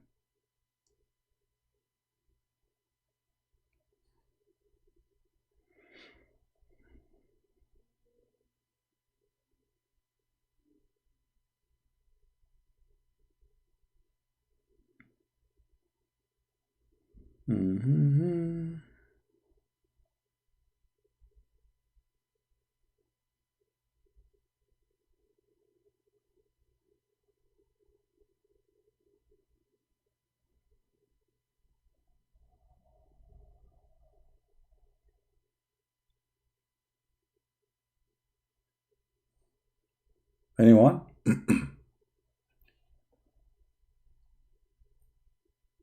So you made me open Skype, go in Skype. You know how, okay, I will tell you how hard the process to go in Skype. You go in Skype, you put your username, password, and then you have to say inshallah. Because if you don't say inshallah, you will enter into half Skype, not the whole Skype. You remember the story of a Prophet Solomon when he said, I'm going to have sex with all my 99 wives, but he forgot to say inshallah, so he will make them pregnant. But he forgot to say inshallah. Here we go, he got only half a child. So you made me go in Skype, and I forgot to say inshallah, and now I have half Skype. Who wanna half Skype me? Is it true, Muslims, that if you don't say inshallah, you cannot make your wife a pregnant? Is that true? Brother, do you think if I say inshallah to my wife, I'm not married, but when I get married, inshallah, brother. So if she take off her clothes and now she took off her panty, do I need to have sex with her, or it's enough just to say inshallah and she will get a pregnant? I mean, obviously there's no need for sex. Just say inshallah, she will have a baby. Hey wife, take off your clothes. Why, honey? Because we want to have a baby. Hello? Okay, I'm so excited. You did not do it for a long time. Keep it dreaming, I will never do it. So what you will do? I will say inshallah. Unbelievable wisdom. This is very wise. The Prophet, how he knew this? How the Prophet, he knew that if you don't say inshallah, you cannot make your wife a pregnant? You tell me. It's impossible unless he is inspired by God.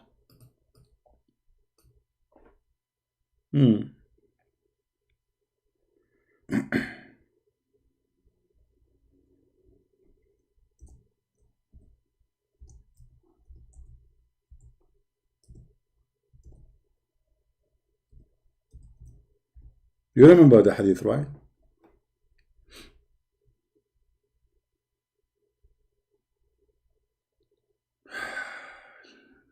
Man, Prophet Muhammad is amazing.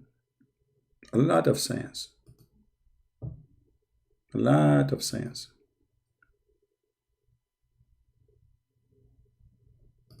A lot of science. A lot of science. A lot of science. Sorry, the city is stuck, so I have to repeat. A lot of science.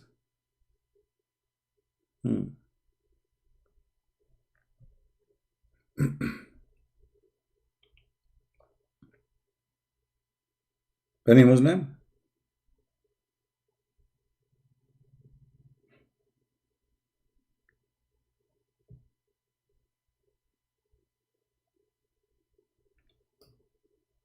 And you know, if you have a corona, and let us say corona caused you to cough and your stomach is hurting, the doctor, he will give you a medicine. If the medicine is not working and you are dying, the doctor will say to you that your stomach is lying and Allah told the truth. You remember this hadith, no? Have you ever heard of a doctor saying to the patient, your belly is lying?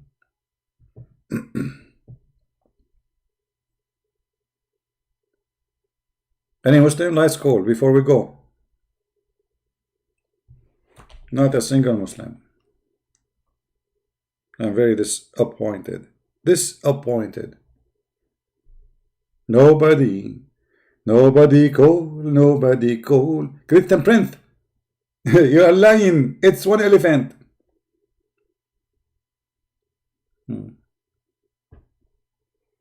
Anyone?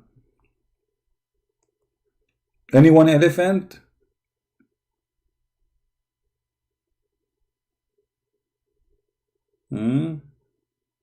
Okay. Well, how many of us, because I noticed that not many of you guys downloading the videos and doing what should be done. I noticed that the number of people look like nobody care. Uh, right now, after I finish, maybe 2 hours, 3 hours from now, I will delete all the last few videos we have in the last week. So yes, I delete my videos. I don't keep them.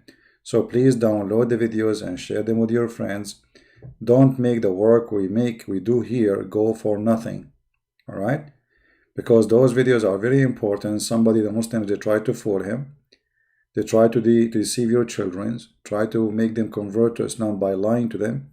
So what we do here is extremely important. It might be funny for you, but for me, it's not really funny. But let us say a teacher who make his student excited in the class he knew what he's doing. So I don't want people to be yawning, sleeping, and forgetting what we say. So this is why we make it mixed with comedy. Islam is a joke, that's obvious. Muhammad is a stupid, that's not the question. But I add my own flavor to the teaching so you guys remember it easy and you will not leave here with nothing. Because, jokes, they stay in your brain. Speeches, they will not usually. So if we can make the speech a joke, and at the same time we put the information there, that will make it stay in your brain for a long, long time. All right?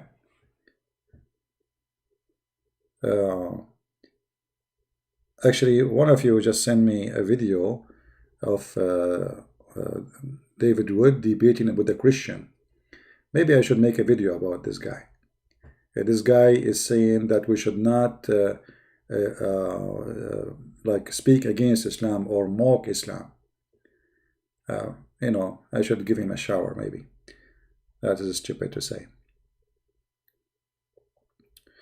Anyway, I want to say thank you all for being here. Thanks for all the supporters who support me doing nothing, which is beautiful.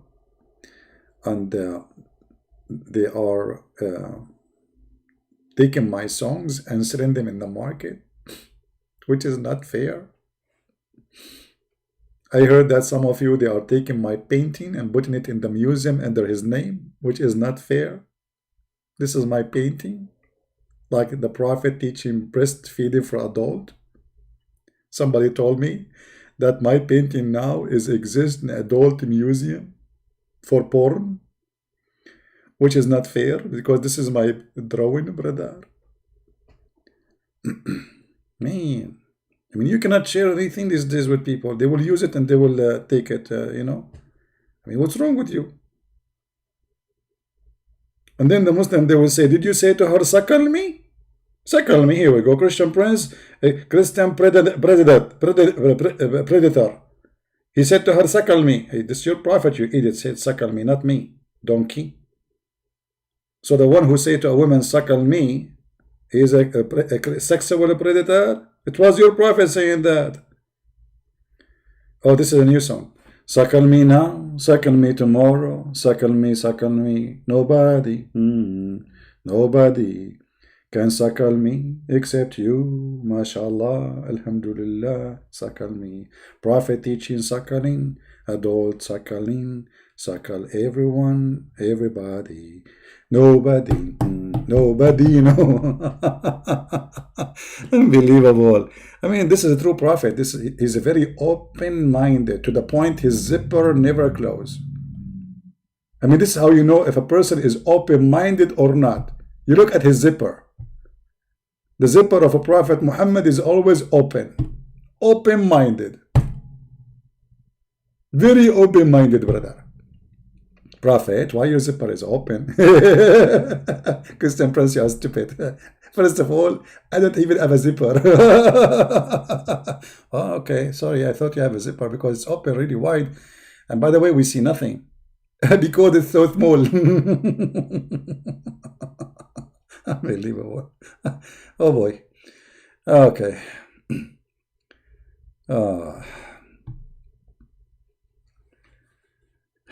So no, I hope that a Muslim will call, but nobody calling.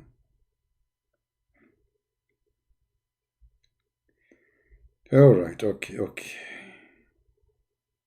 I got only text from Christians.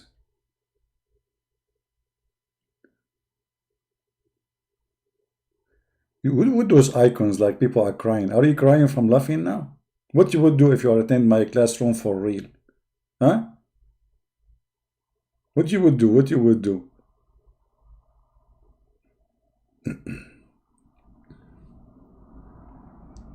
How many of you wish to attend a real seminar of mine in person? How many of you really? You know, like I did many seminars, and the thing is, most of those seminars, I mean, nobody knows about me really except those who they invited me. But it happens sometime that people recognize me from my voice. So I remember once I finished my seminar, and there was two girls. They came. I was like shaking hands with people, after you finish.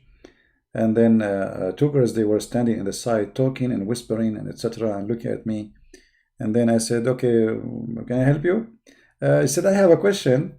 I said, "Okay." I said, "Are you Christian Prince?" I said, because they don't, some seminars, they introduce me as a Christian Prince. Sometimes they decide not to say it's a Christian Prince. They say just a Christian brother. I said, yes. She said, see, I told you, this is him. This is his voice. Unbelievable. Yeah, finally they saw Christian Prince. And this is why they never attended that church again. Man, they get scared. Oh boy. They took the first taxi. They turned their back. They did not even say hello to me. They said, the second I am a Christian Prince, bye-bye, bye-bye, bye-bye, bye-bye. I think they were afraid I'm going to sing for them the famous song which I sing. Nobody, nobody, no, nobody, no, no. One of the funniest seminar I did, there's a brother, he's a minister. Now this guy, their church is very, I mean, very conservative, so like, he was really worried about me being in the stage in such a church because I say things which usually you cannot say in the church. So he will introduce me. So he starts saying, today our guest is kind of different than normal guests we see in TV or radio and media. And I'm sitting in the chair, okay, oh boy, what this guy is doing. He is kind of different with his words and the way he say things. He is not really politically correct. And I am trying to make you understand. And okay, boy, man, the guy, he think like I'm going to explode like a bomb in the stage. What he's talking about. And you need to know that we should listen to him to the end. Oh, man, the guy is afraid they will leave before I start. Man, I was saying to myself, stop, they will leave before you start. You scared the hell of them. I mean, what this guy will do in the stage. And you need to know that really he's really fun, by the way. He's really fun.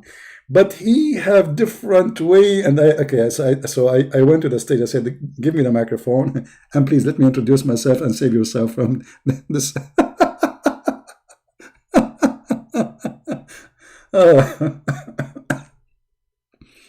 The poor guy was sweating all over. He did not know what to say, how to say it. Get ready. Tsunami is coming. So anyway, I went in the stage and I started talking. And the church, when we, like after we started, when we started, there is still some space for people to sit. Not all the chairs are full. Big church, actually. But still there's a space vacant. And then people, they start texting, and more people are coming. When I finished, not only there is no space for people to sit, the doors, they open, the windows, that there is a windows and there is a yard. People, they're listening. People are dying laughing. You know what dying laughing? Literally. People, they are sweating, they can't breathe. Honest to God, people, they sweat, they cannot breathe. You can, please stop. Those guys who invited me, they take a break outside. The air condition is not is useless. When you laugh, and those countries are very hot. So when you laugh really from your heart, you really sweat. So so badly. Uh, and after I finish, this minister, he said to me, last time you went in that stage, you spoke differently. There were different things. Did you like prepare yourself? I said no. I said, so those jokes you make, when you made them? I said, I just made them in the stage. They think like before I go, I don't have any, like I don't, I make things up, like the conversation with Zakir Naik. So they said, how you when you like, did you prepare yourself? I didn't see anything with you. I said, no, I just made them. I said, so all this funny stuff, it just like out of the bloom. I said, yeah, just say it. Said, how you gonna do that? I said, this is me.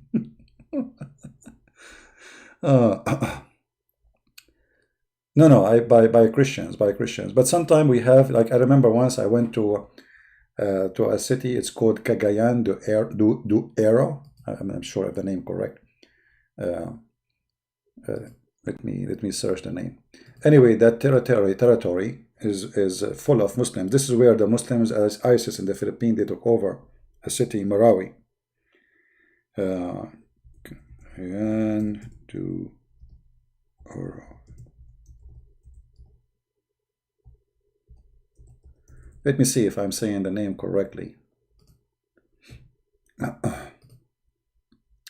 Yeah, anyway, so when I went in this town, first of all, like, they were waiting for me in the airport. The airport, right away you arrive, you in the front of the airport, there's a flag of ISIS in the Philippines. Imagine. There's a mosque. Everybody in the airport is a Muslim. They have beard. I mean, right away you feel like you think you're going to Indonesia,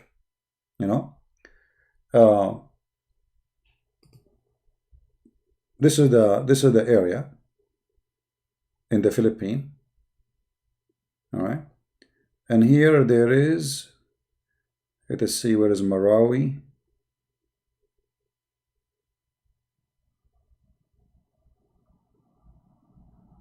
Anyway, so. There was a present in the front. When the Muslims came, the pastors of the church, they put them in the front seats, in the front of me, right away in the front. And there was one Filipina with them. Supposedly she is a princess. Those the people, they have a tribe. They have a tribe, and they have like those tribe. They have leaders. So she is a princess of the head of the tribe.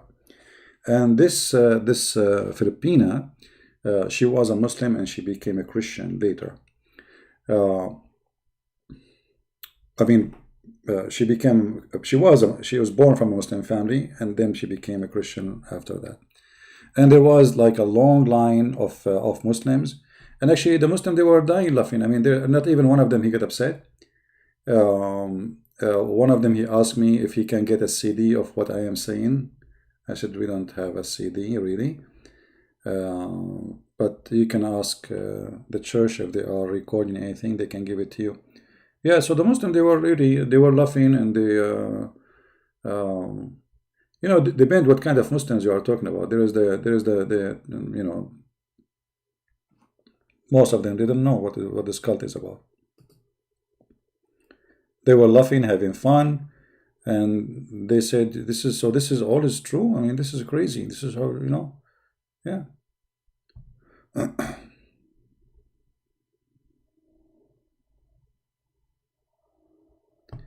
Mindanao, not Mendao. Yeah. Anyway, I did seminars in many places, not only in the Philippines. The only issue I have when I go in the Philippines, it costs me good money, because usually I don't take a donation from those poor countries. So everything you have to pay from your own pocket, and it's not cheap.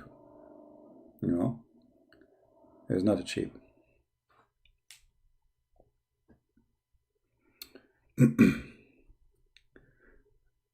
Philippines is beautiful, but I'm really worried about Filipinos these days because of this corona. You see, like, some areas in the Philippines is very busy, like in Manila. It's very crowded city, crazy, So this corona, if there is no vaccine for it, this will be very, very bad.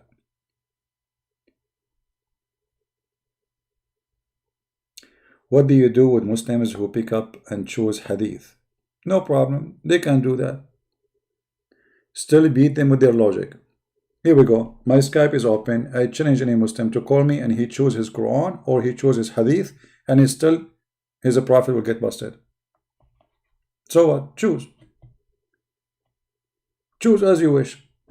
Actually, we practice this always. We say to the Muslim, choose the best verse for you in the Quran and challenge me to prove it wrong. Isn't this what always we do? Right?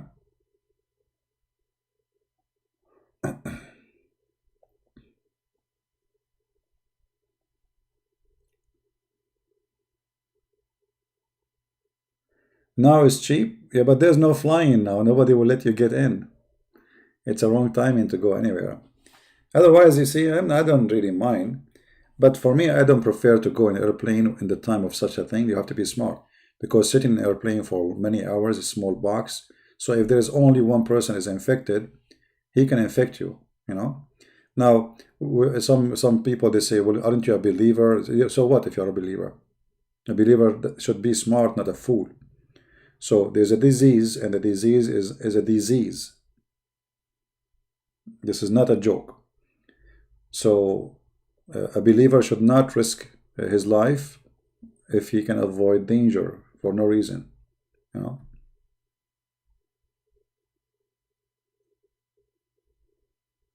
Yeah, but like you see, countries who have a lot of more advanced technology, they are in this ability with this disease. So what about countries like Indonesia, Philippines, Bangladesh? You see what's happening in Iran, and actually even Italy, because Italy have a very bad health system, very, very bad.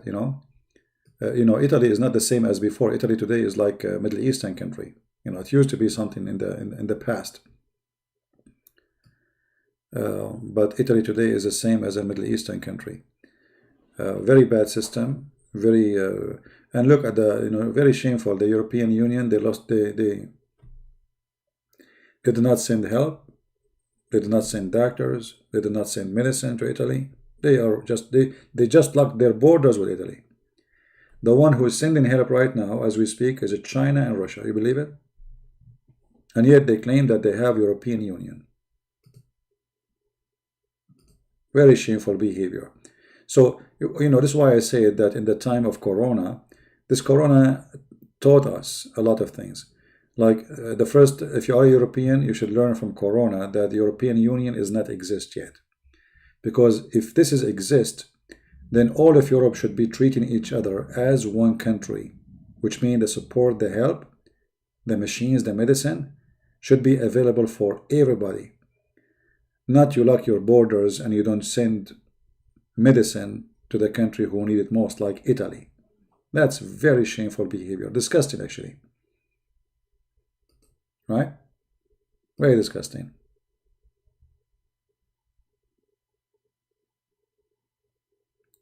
No, you should not go to the church in this time. Why you want to go to the church at this time? You see, Jesus said, the one who want to pray, he can pray in his closet. Correct? So this is not smart. And why you want to, what is the point of this? You want to prove that you are a Christian? No, this is not, this will not prove you are a Christian. That will prove that you are a fool.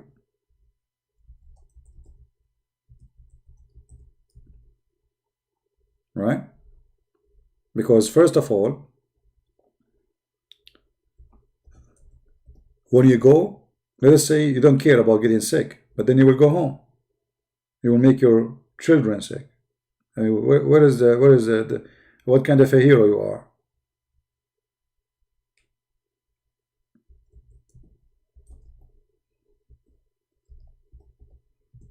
Christian, he should not do things.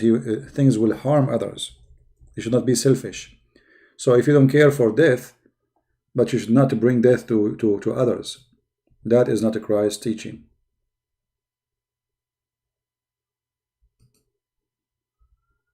And if you want to pray, you can pray. Jesus said, go to your closet and pray. As simple as that.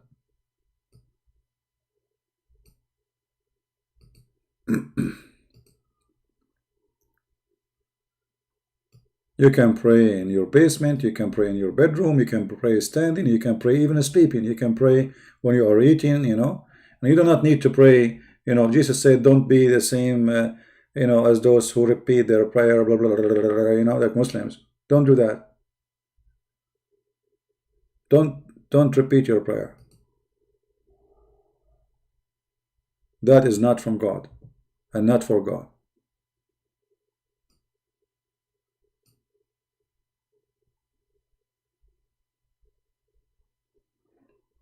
God, he do not need repeaters. He knew what he want. He knew even your heart before even you say it. So make your prayer simple, faithful, truthful. Few words is better than a million words.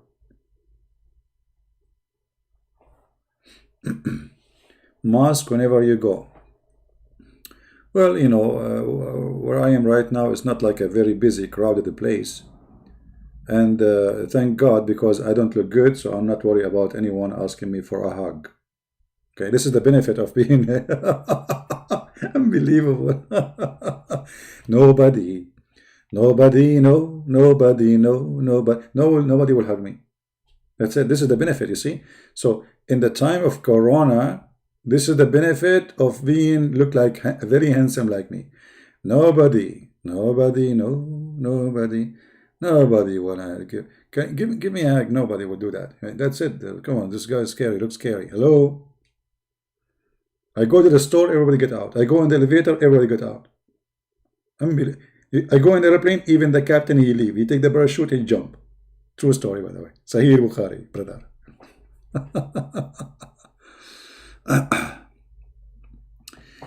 Yeah, you know, thank God, I'm very, you know, my health is good. But you cannot just say, okay, I'm healthy, and that's mean I can fight this virus. You never know. Virus can take you down. And if somebody die because of a virus, it doesn't mean he is bad or he is good, or you know, this is it's a virus.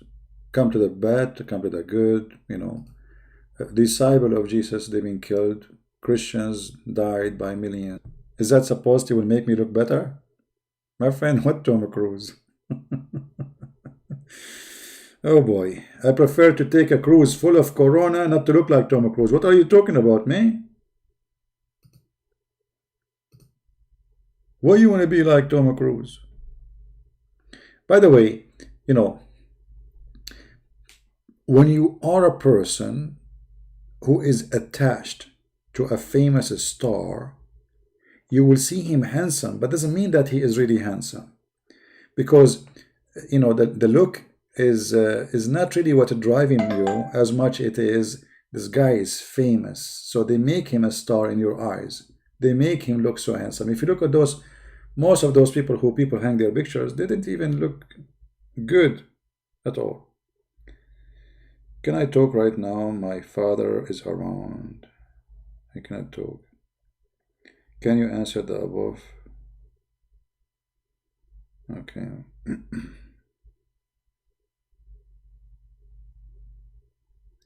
You told in YouTube before that you drink something. You are bad Christian, some like bad Muslims who we don't kill anybody and we love everyone. Well, I don't know what I understand what this guy is saying. A Muslim saying, why you drink if you are a good Christian? Muhammad, the one who's asking me. First of all, who said to you I drink? Secondly, drinking doesn't make you bad. It's what you do. As an example, if somebody drink beer, but he never raped children like your prophet, so who is better? And who said to you that Muhammad did not drink? Muhammad used to drink 3 days, 4 days a week. Actually, he used to teach Muslims how to make alcohol. To the point even he praised alcohol in the Quran. and he claimed that alcohol is a sign from Allah. It's a miracle. And it's a good money, blessed money. So a Muslim, he think because he is not drinking now, that's what make him a good guy. So here we go. Go and walk in the Middle East. Supposedly they don't drink. If you are a female, they will rip you apart. If you go in the bus, every scumbag will touch you. But you don't drink, brother. So those Muslims, they think, oh, we don't drink. We don't eat pork. Supposedly that make them better. My friend, go and look around you. Are you blind? And this is your Quran. Praising alcohol. Saying it is a sign from Allah. And it's a goodly provision. So if alcohol is bad and ugly, what kind of God praising alcohol? Is that a verse I made or it's in the Quran?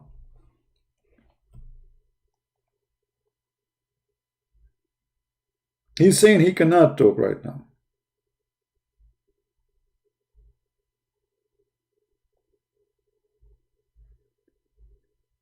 Then he said, question, why Prophet David and Solomon, they killed people? You idiot. The Quran and your Muhammad, he said that David even he killed a man to take his wife. So why Allah make him a prophet?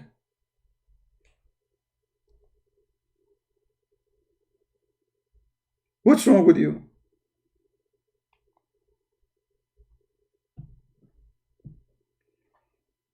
And David in the Bible, he was a person who commits sin and he asked God for forgiveness. If you read the book of Psalm, you will find that David is all the songs supposedly he is asking for forgiveness. He's repenting. So who said that we say that David was a wonderful man? We don't say that. David was a killer. David was a womanizer. David was a bad man.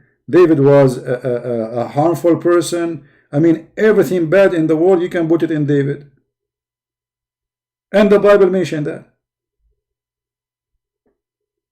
The difference is that you Muslim, you claim that Muhammad, he is a great man. But yet he did not repent for all the sin he did. He claimed that Allah told him to do that. So David, when he was a bad person, he did not claim that God told him to go and kill a man so he can take his wife. This was his crime.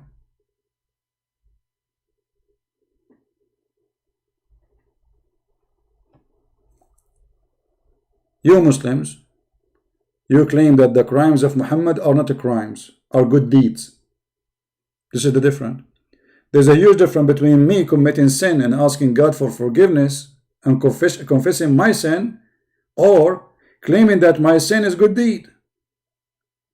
So the difference between David and Muhammad, Muhammad, he commit way more ugly crimes, but yet Muhammad, he never confessed his sin. He never said that I am a very bad person and to God I ask forgiveness. And you are saying to me, your dad is next to you. So what does that mean? Aren't you a man? What will happen? So what if your dad is next to you?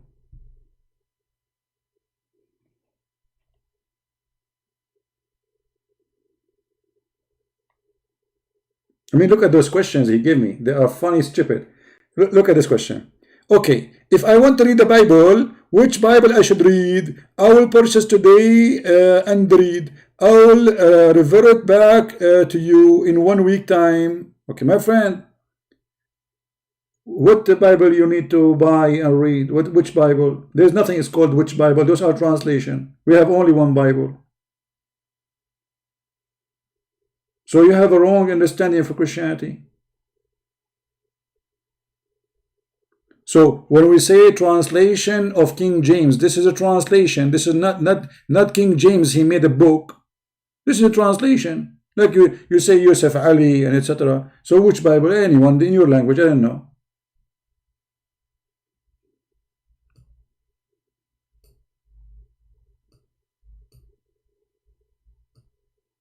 Be smart, be vigilant. I'm not trying to put you down, my friend. I'm trying to speak to you as an adult. Be an adult.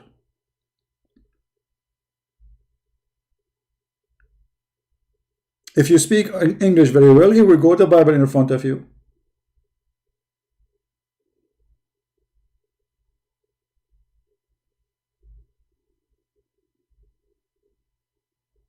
Do you remember, guys, the gentleman, the doctor, what his name?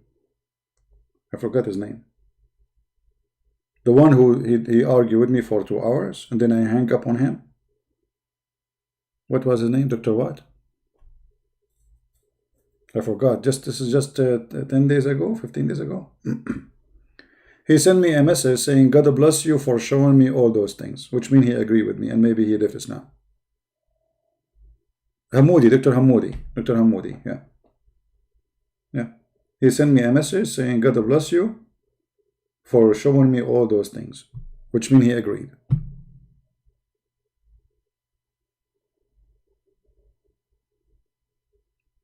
But he made me upset. I spent 2 hours with him and he was playing all kinds of games. He didn't want to listen.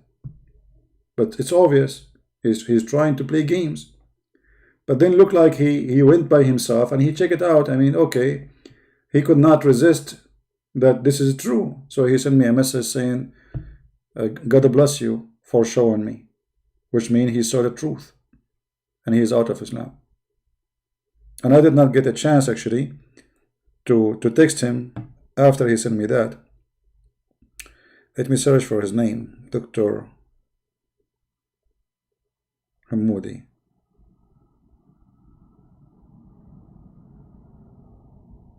Okay, let me send him a text message.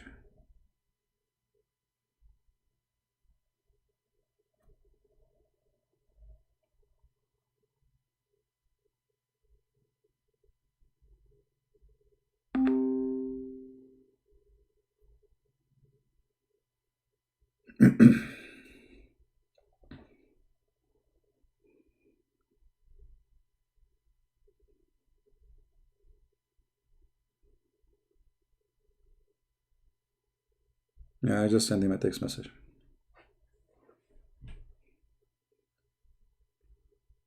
Okay, I'm going to stop this broadcast and maybe tomorrow I will make a video about a debate happened between brother David Wood and a guy who's supposedly Christian. His name, I think, Samuel Nissan, something like this. Maybe I should not talk about this person as a person. I don't care for him much. But I care that there are some Christians, they claim to be Christian, but they are deceiving people. Claiming that we as a Christian, we should not attack Islam. And you know, always when somebody, he come with such a claim, ask him, how many, okay, so those like Christian Prince or whatever, David Wood, they are wrong.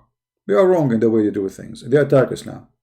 How many Muslims was able to accept Christ because of the way you do things? If he said 0, obviously he is not truthful. Correct, guys? That means he's being foolish. Because imagine you are teaching me how to do fishing, but you never get a fish.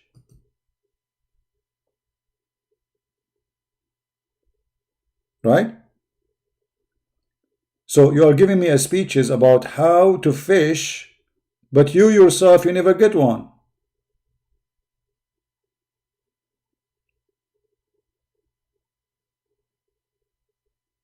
And that is called foolishness. Those people we should not listen to.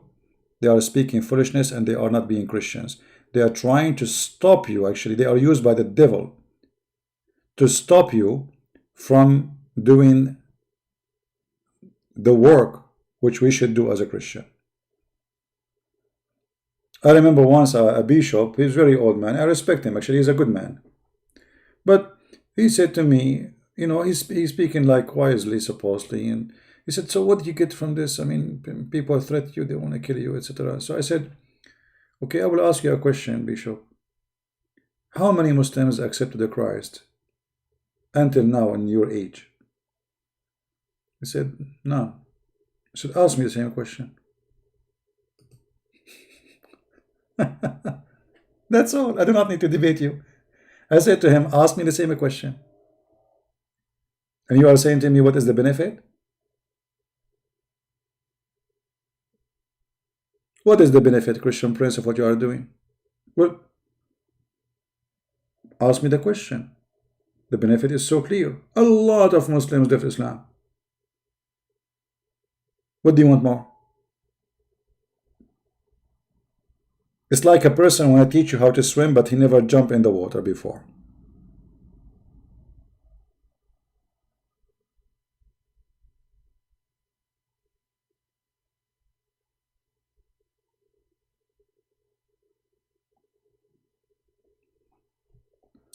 And Jesus, he mocked the liars.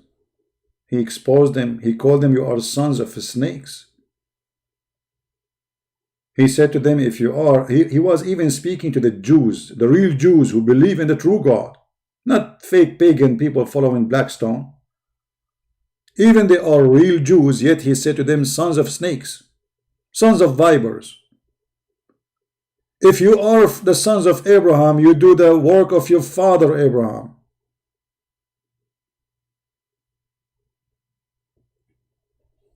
Right? So don't make those people fool you. We have enough foolishness. Islam exists actually because Christians are not taking a stand to expose this cult. So a Muslim, he come to your child, and your child did not know anything about Islam. His family did not teach him. The church did not teach him. The priest did not teach him. So he go and he face a Muslim, and the Muslim, they start hitting him with the questions, and your child will be a victim of deception because he never been taught. Because we should not mock Islam. We should not say to a Muslim, you are wrong. He said in the video actually, we should, if we want to teach a Muslim that 2 plus 4 is 6, is not by saying it's not 7, not 8, not 10, by saying it is 6. That's stupid. Because first of all, this is not about mathematics, and your example is very silly. Secondly, if you don't show him what is wrong, then how will he know what is not wrong? So what do you mean we don't say to him 7, it's not 7, it's not 8? So if a person, he believes it's 8, so we say to him it's not 8? We don't say to him that?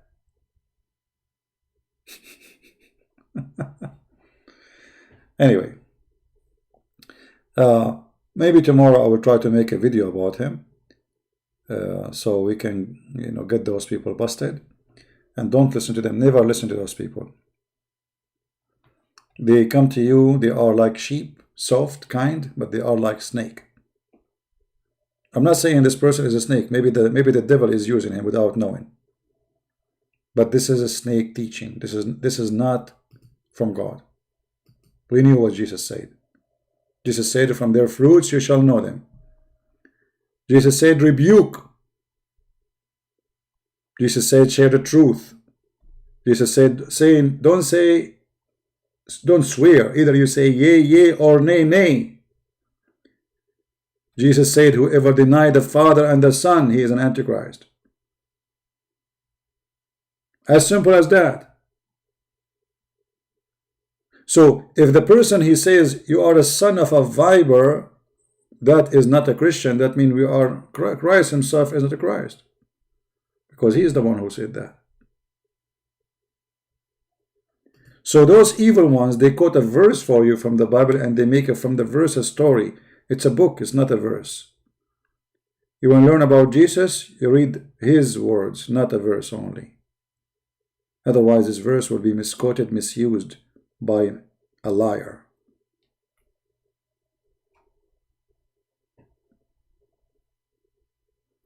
Like the Muslims, they take my videos and they cut it and they edit it and they put things and they make it sound like something I did not say.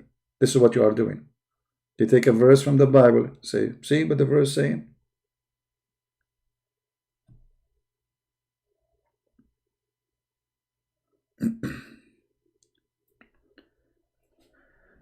Anyway, I think we have enough for today.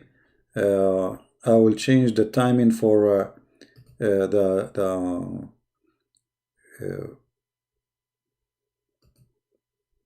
quality of life. I don't think it's a good idea to go now after those hours we are here. Too many hours already. So I will change the date to tomorrow, but not sure what time I should do it.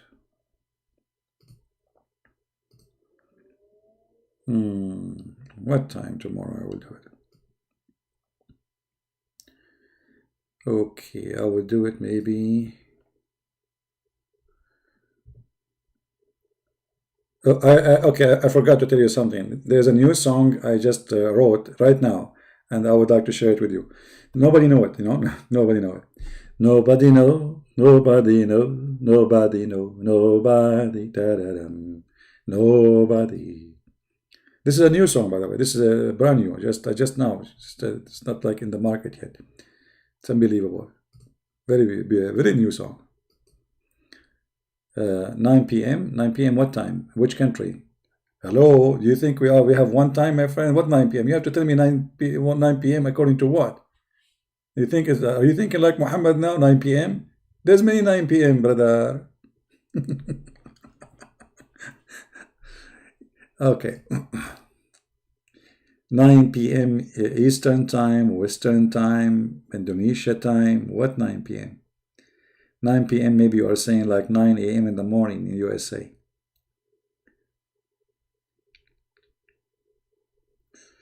Okay, let us see.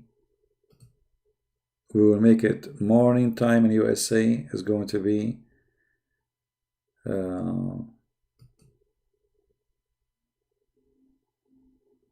yeah. Okay, you check the time in the video there, and you will find out what is the time for tomorrow. Arab time. If it's Arab time, that's mean will never happen. You know, when an Arab guy he says to you, "I will be there at 6 o'clock," that means maybe in the coming 6th century, 600 years, 6,000 years. You know, yeah. You call the electric company, you say to them, "We lost electricity." They say to you, "Inshallah, we will fix it." And then you wait 1 day, 2 days, 3 days, 4 days, 5 days, 7 days. You call them again. Brother, we have no electricity here. Brother, didn't we say to you, inshallah, we'll fix it last time? Yeah, you told me that. Exactly. Inshallah. Allah did not insha yet. We are waiting for Allah to send Jibreel and to say do it. So we have to wait for Allah permission, brother. Unbelievable. Yeah, inshallah. This is why they are behind the cave time, because everything is based on inshallah. And Allah never will. If Allah will. And Allah never will. Allah is asleep. He's snoring. The only thing can wake up Allah is a song written by a famous singer. His name is Nobody know, oh nobody know, nobody know, nobody. And then Allah, Kusha Prince is singing again. I cannot sleep with this guy. I mean, what's wrong with this guy? He can't stop singing this song. I'm going to explode. Can you stop him, please? Stop this guy. Do something. And then Allah, he will call the angel of death to come and take my soul. And the angel of death, he will come like a fly. Zzz, zzz, zzz. He's in my window now. Zzz, zzz, zzz, zzz. But he cannot get in because I ate garlic, brother. Unbelievable. I mean, what kind of angel of death? He's a charge of death, but he cannot get in because I ate garlic.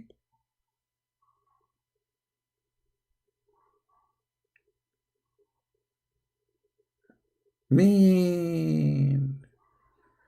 Look like Allah did not have angels, he have Dracula. By the way, how many of you know the true story of Dracula? I went to the castle of Dracula. Actually, I took a video there too. Dracula was not a bad person, and all those fiction lies about him, it's lies. This is not true. You know, garlic and killing people, sucking their blood, crazy stuff. No, Dracula is a good man who fought the Turkish occupation. And he really sacrificed a lot to fight the occupation of the Turkish. And this is how the media can corrupt a real person story.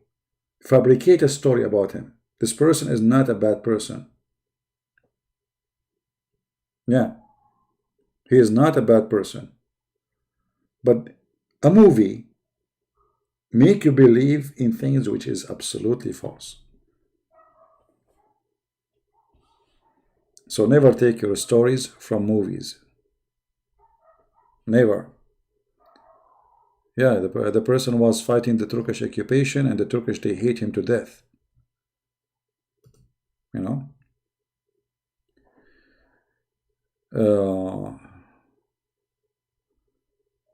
You need more Dracula to fight the evil ones.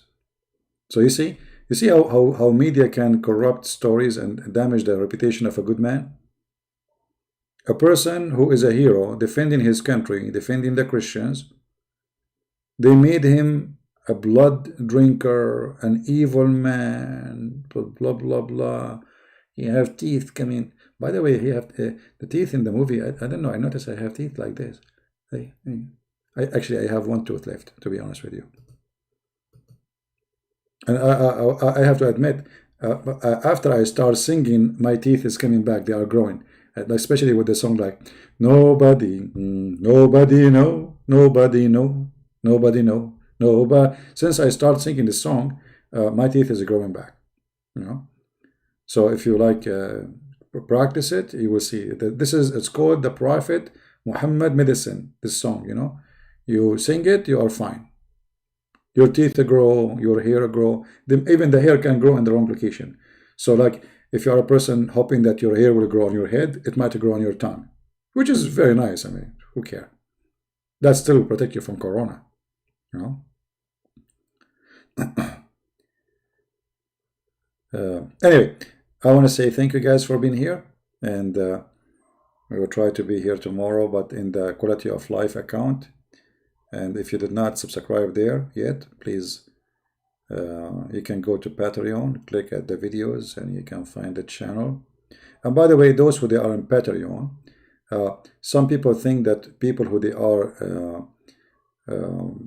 in Patreon, they are donating. I mean, everybody there is donating to me. No, you can be in Patreon and you do not donate a penny to me. All right? It's just like Facebook. So all this number, not all of them, they donate. Very, actually, I don't know how many exactly, but there is a huge number of those who they are there, they are not donating. So when we say subscribe in Patreon, does not mean you are going to donate. Still, you can be updated, etc. And you know, most of people actually they cannot even donate. Even if the one they like, there's some people they don't have a credit card. There's people. So Patreon, you see, I don't do my work for people who donate. I do my work for all of you. You are poor, you are rich, you have money, you don't have money. I don't care. I don't care really. You know, the one who donate, I appreciate them. They support what I do, and that is very blessed. You know, a great blessing from the Lord, using those good people. But those good people, they themselves, they want me to do my work for everybody. So they do their part. But don't ever think that my work is done for those who donate. My work is done for everybody, starting with the poor before the rich.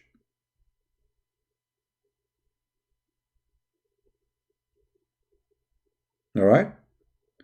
So this is why we say download my videos, and if I can give even my books for free, I give them for free. You know, I will never like treat people differently because of donation. That will never happen. And if I have donation or not, still I will do what I do. You donate, you don't donate, I will do what I do. You help me, you don't help me, it doesn't matter. This is not a choice for me. It's a mission. It's a must. So, because I receive sometimes messages saying, Christian Prince, I don't have money to support you. How I can watch my videos? I said, my friend, you can watch my videos anyway. Who said you have to support me? Who said that to you? Like if it's like you have to log in to see the video, but it's not really only for those who donate to me. I don't have I never activated that option.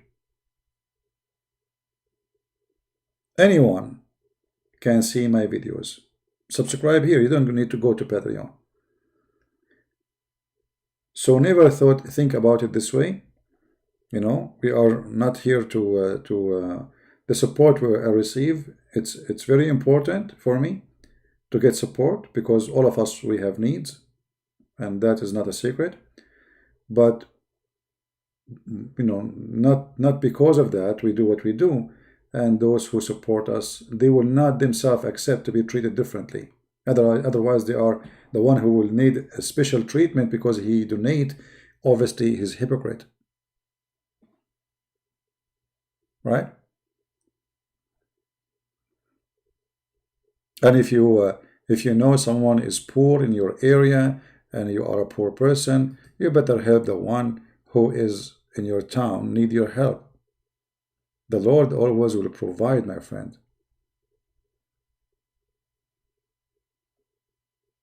Like now we have this corona madness. There is people, they have no job. There is people, there's old people, they cannot go in the store.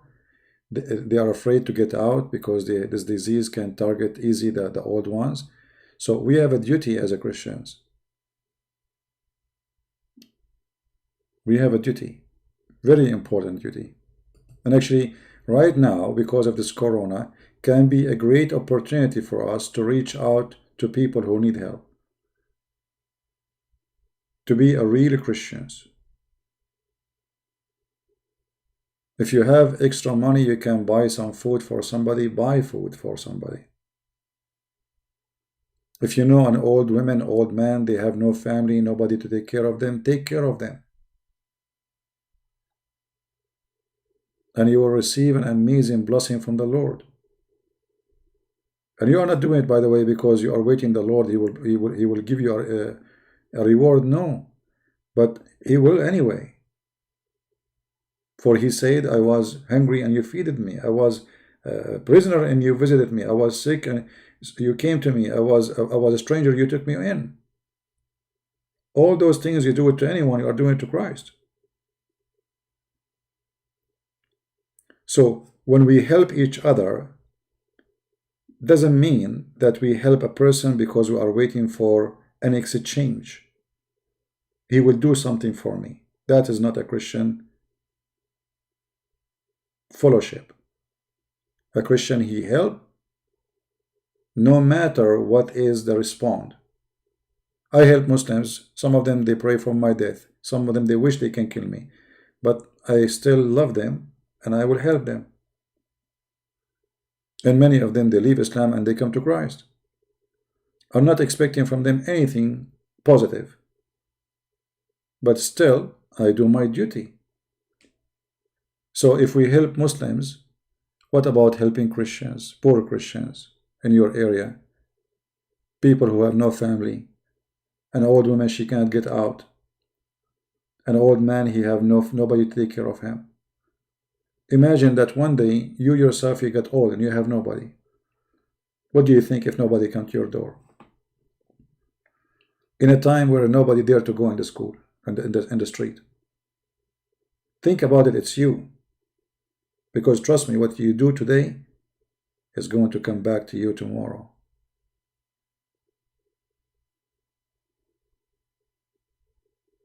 So, helping others is a Christian-like, Christ-like,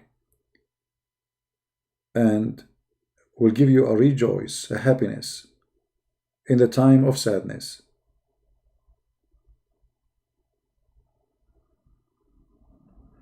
And you can even help people not only by supporting them by food, etc. Sometimes maybe they have money, but they don't have anyone to talk to. They don't have anybody to do shopping for them. So if you know a neighbor, she is old, he is old, knock at their door. How can I help you? There's something I can do for you. You will see how much happy you will make them. Because they will see, they will feel that God is still there. God, the people of God is there. A stranger coming to my door asking me, do you need anything? This is something very beautiful. We should maintain. The teaching of Christ shall never die.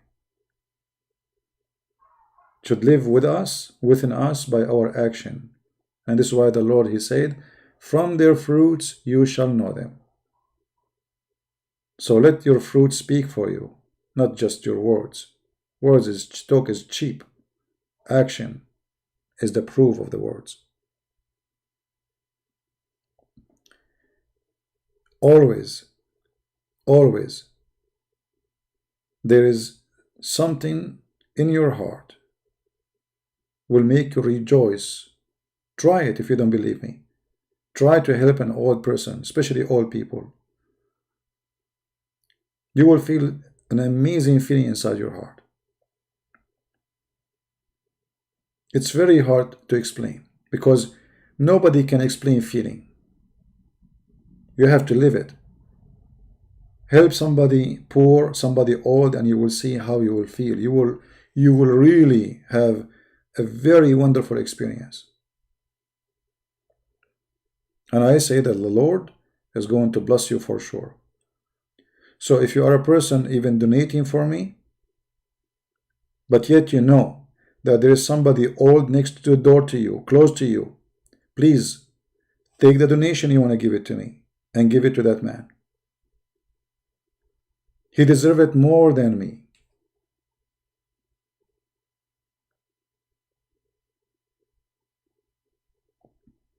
Those people, they need a special care from us. They are us one day. It is you and me one day when we are old. See yourself there.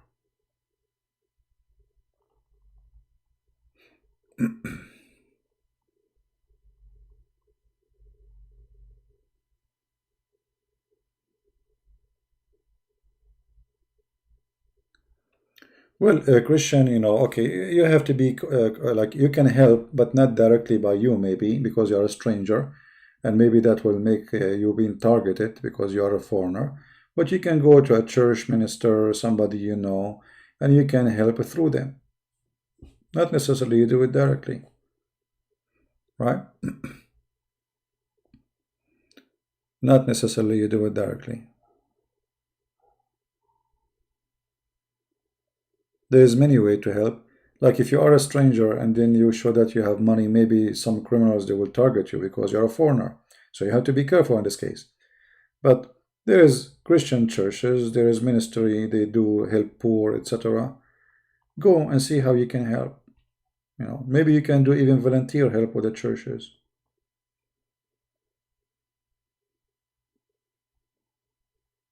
There's many amazing Christians. They go and they teach in faraway villages, and I mean, there is many ways you can do.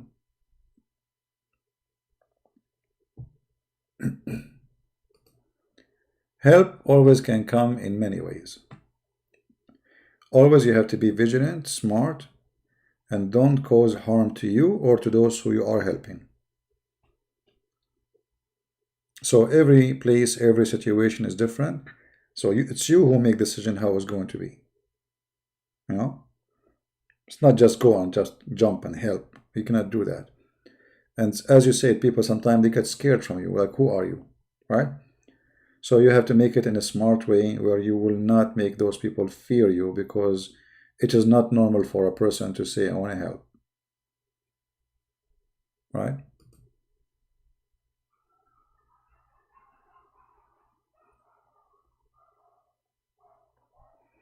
All right, Linda.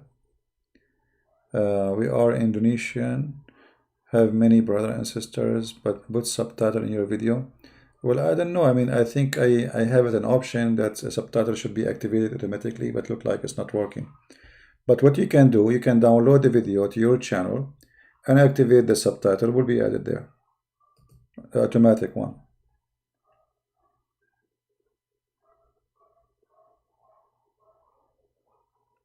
All right, my friend from Pakistan, he's saying his sister, she have symptoms of coronavirus.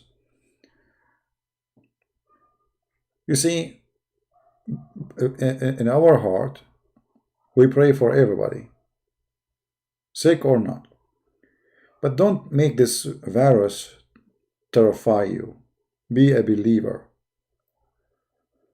You see, I don't like to get sick, for sure. Nobody like to get sick. Nobody like to be tortured by a disease and etc.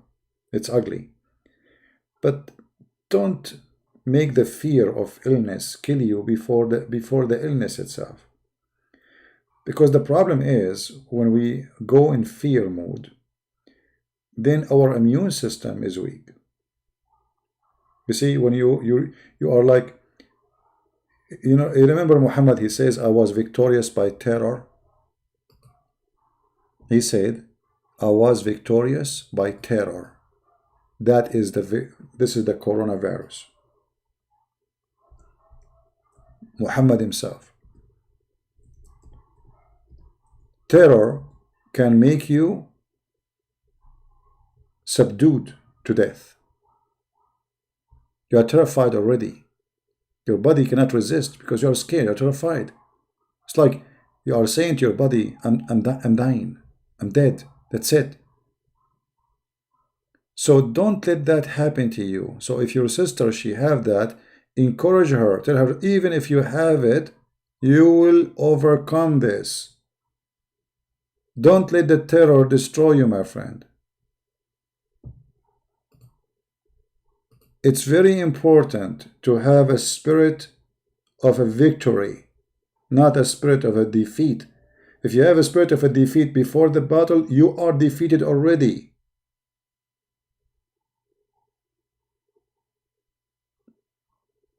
Do you understand me? You cannot fight anything if you are already terrified.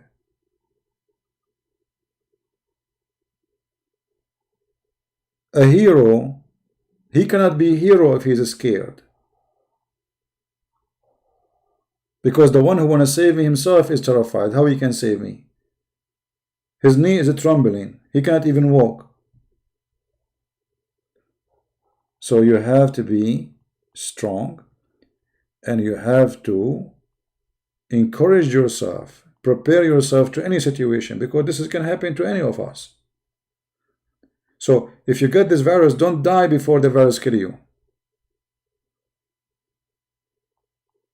Because if you go in this way, you are going to die. You will not survive it. You have to be strong, you have to be smart. This is why the Lord, he said, believe in a stone, you will be healed. Faith is very powerful. Faith is extremely important. Even actually, according to science, they say that those who have faith, they survive way more than those who don't. Because there's one of them, his body give up, he have no faith in anything, look like he want to die. And there's one, he have a lot of faith, and he is surviving, he's fighting.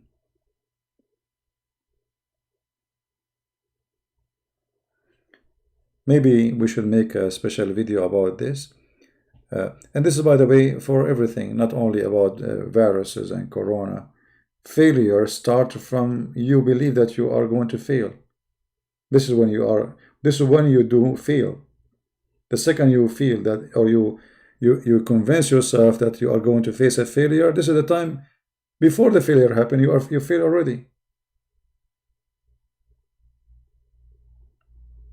So you have to be careful, stay strong. Even if this ugly virus came to your life, God forbid, don't be terrified and don't be scared. Your faith will help you to overcome a very harsh time.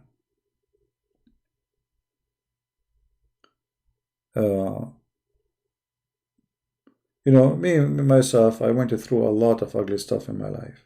A lot of ugly stuff. I should be dead long time ago. Way long time ago. Those who run away from death, they are dead. And the one who never run from it is not. Always your fear chase you. Your fear is your enemy. Number one enemy is your fear.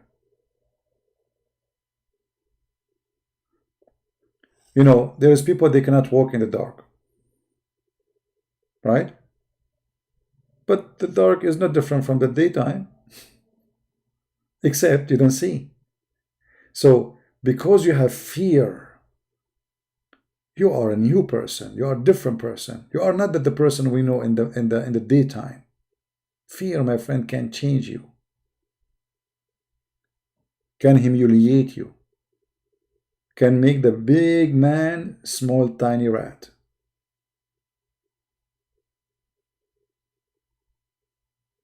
Don't let that happen to you. I remember there was a lady, she was our neighbor. She go and throw her garbage in the street at dark at night. The lady, the woman, she is doing it. So I asked her, why you are throwing the garbage? Where is your husband? She said he is afraid to get out at night. What a man. I feel sorry for her. The potato is scared to get out at night. The woman, she get out to throw the garbage. So the man is not a man no more, just because of fear. This is what fear can do.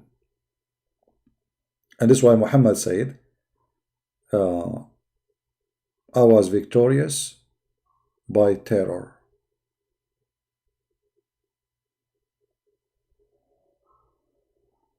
People, they knew that the terrorist Muhammad is coming because they have fear. They surrender. They don't even fight him. Right?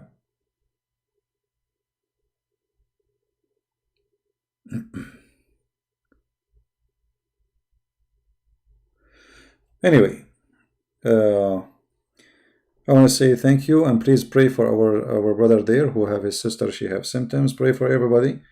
Poor people are dying, rich people are dying, and this is the time where everybody is equal. But here you notice, by the way, that when you are rich, they treat you differently. Even in Italy, I saw in the news that those who they are rich, they are getting a treatment which the poor one, they do not have. Imagine in Italy,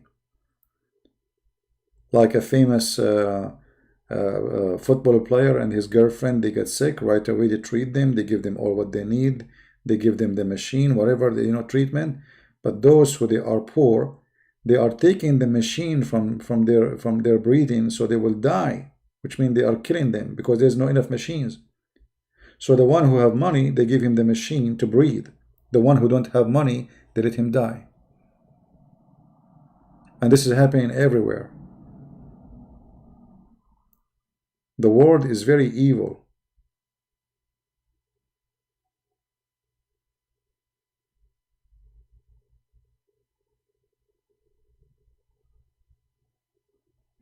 Very evil.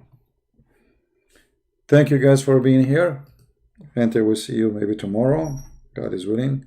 Christ is Lord. And Islam is getting busted. And don't forget to download the videos before we take them down. God bless you. Take care. Bye-bye.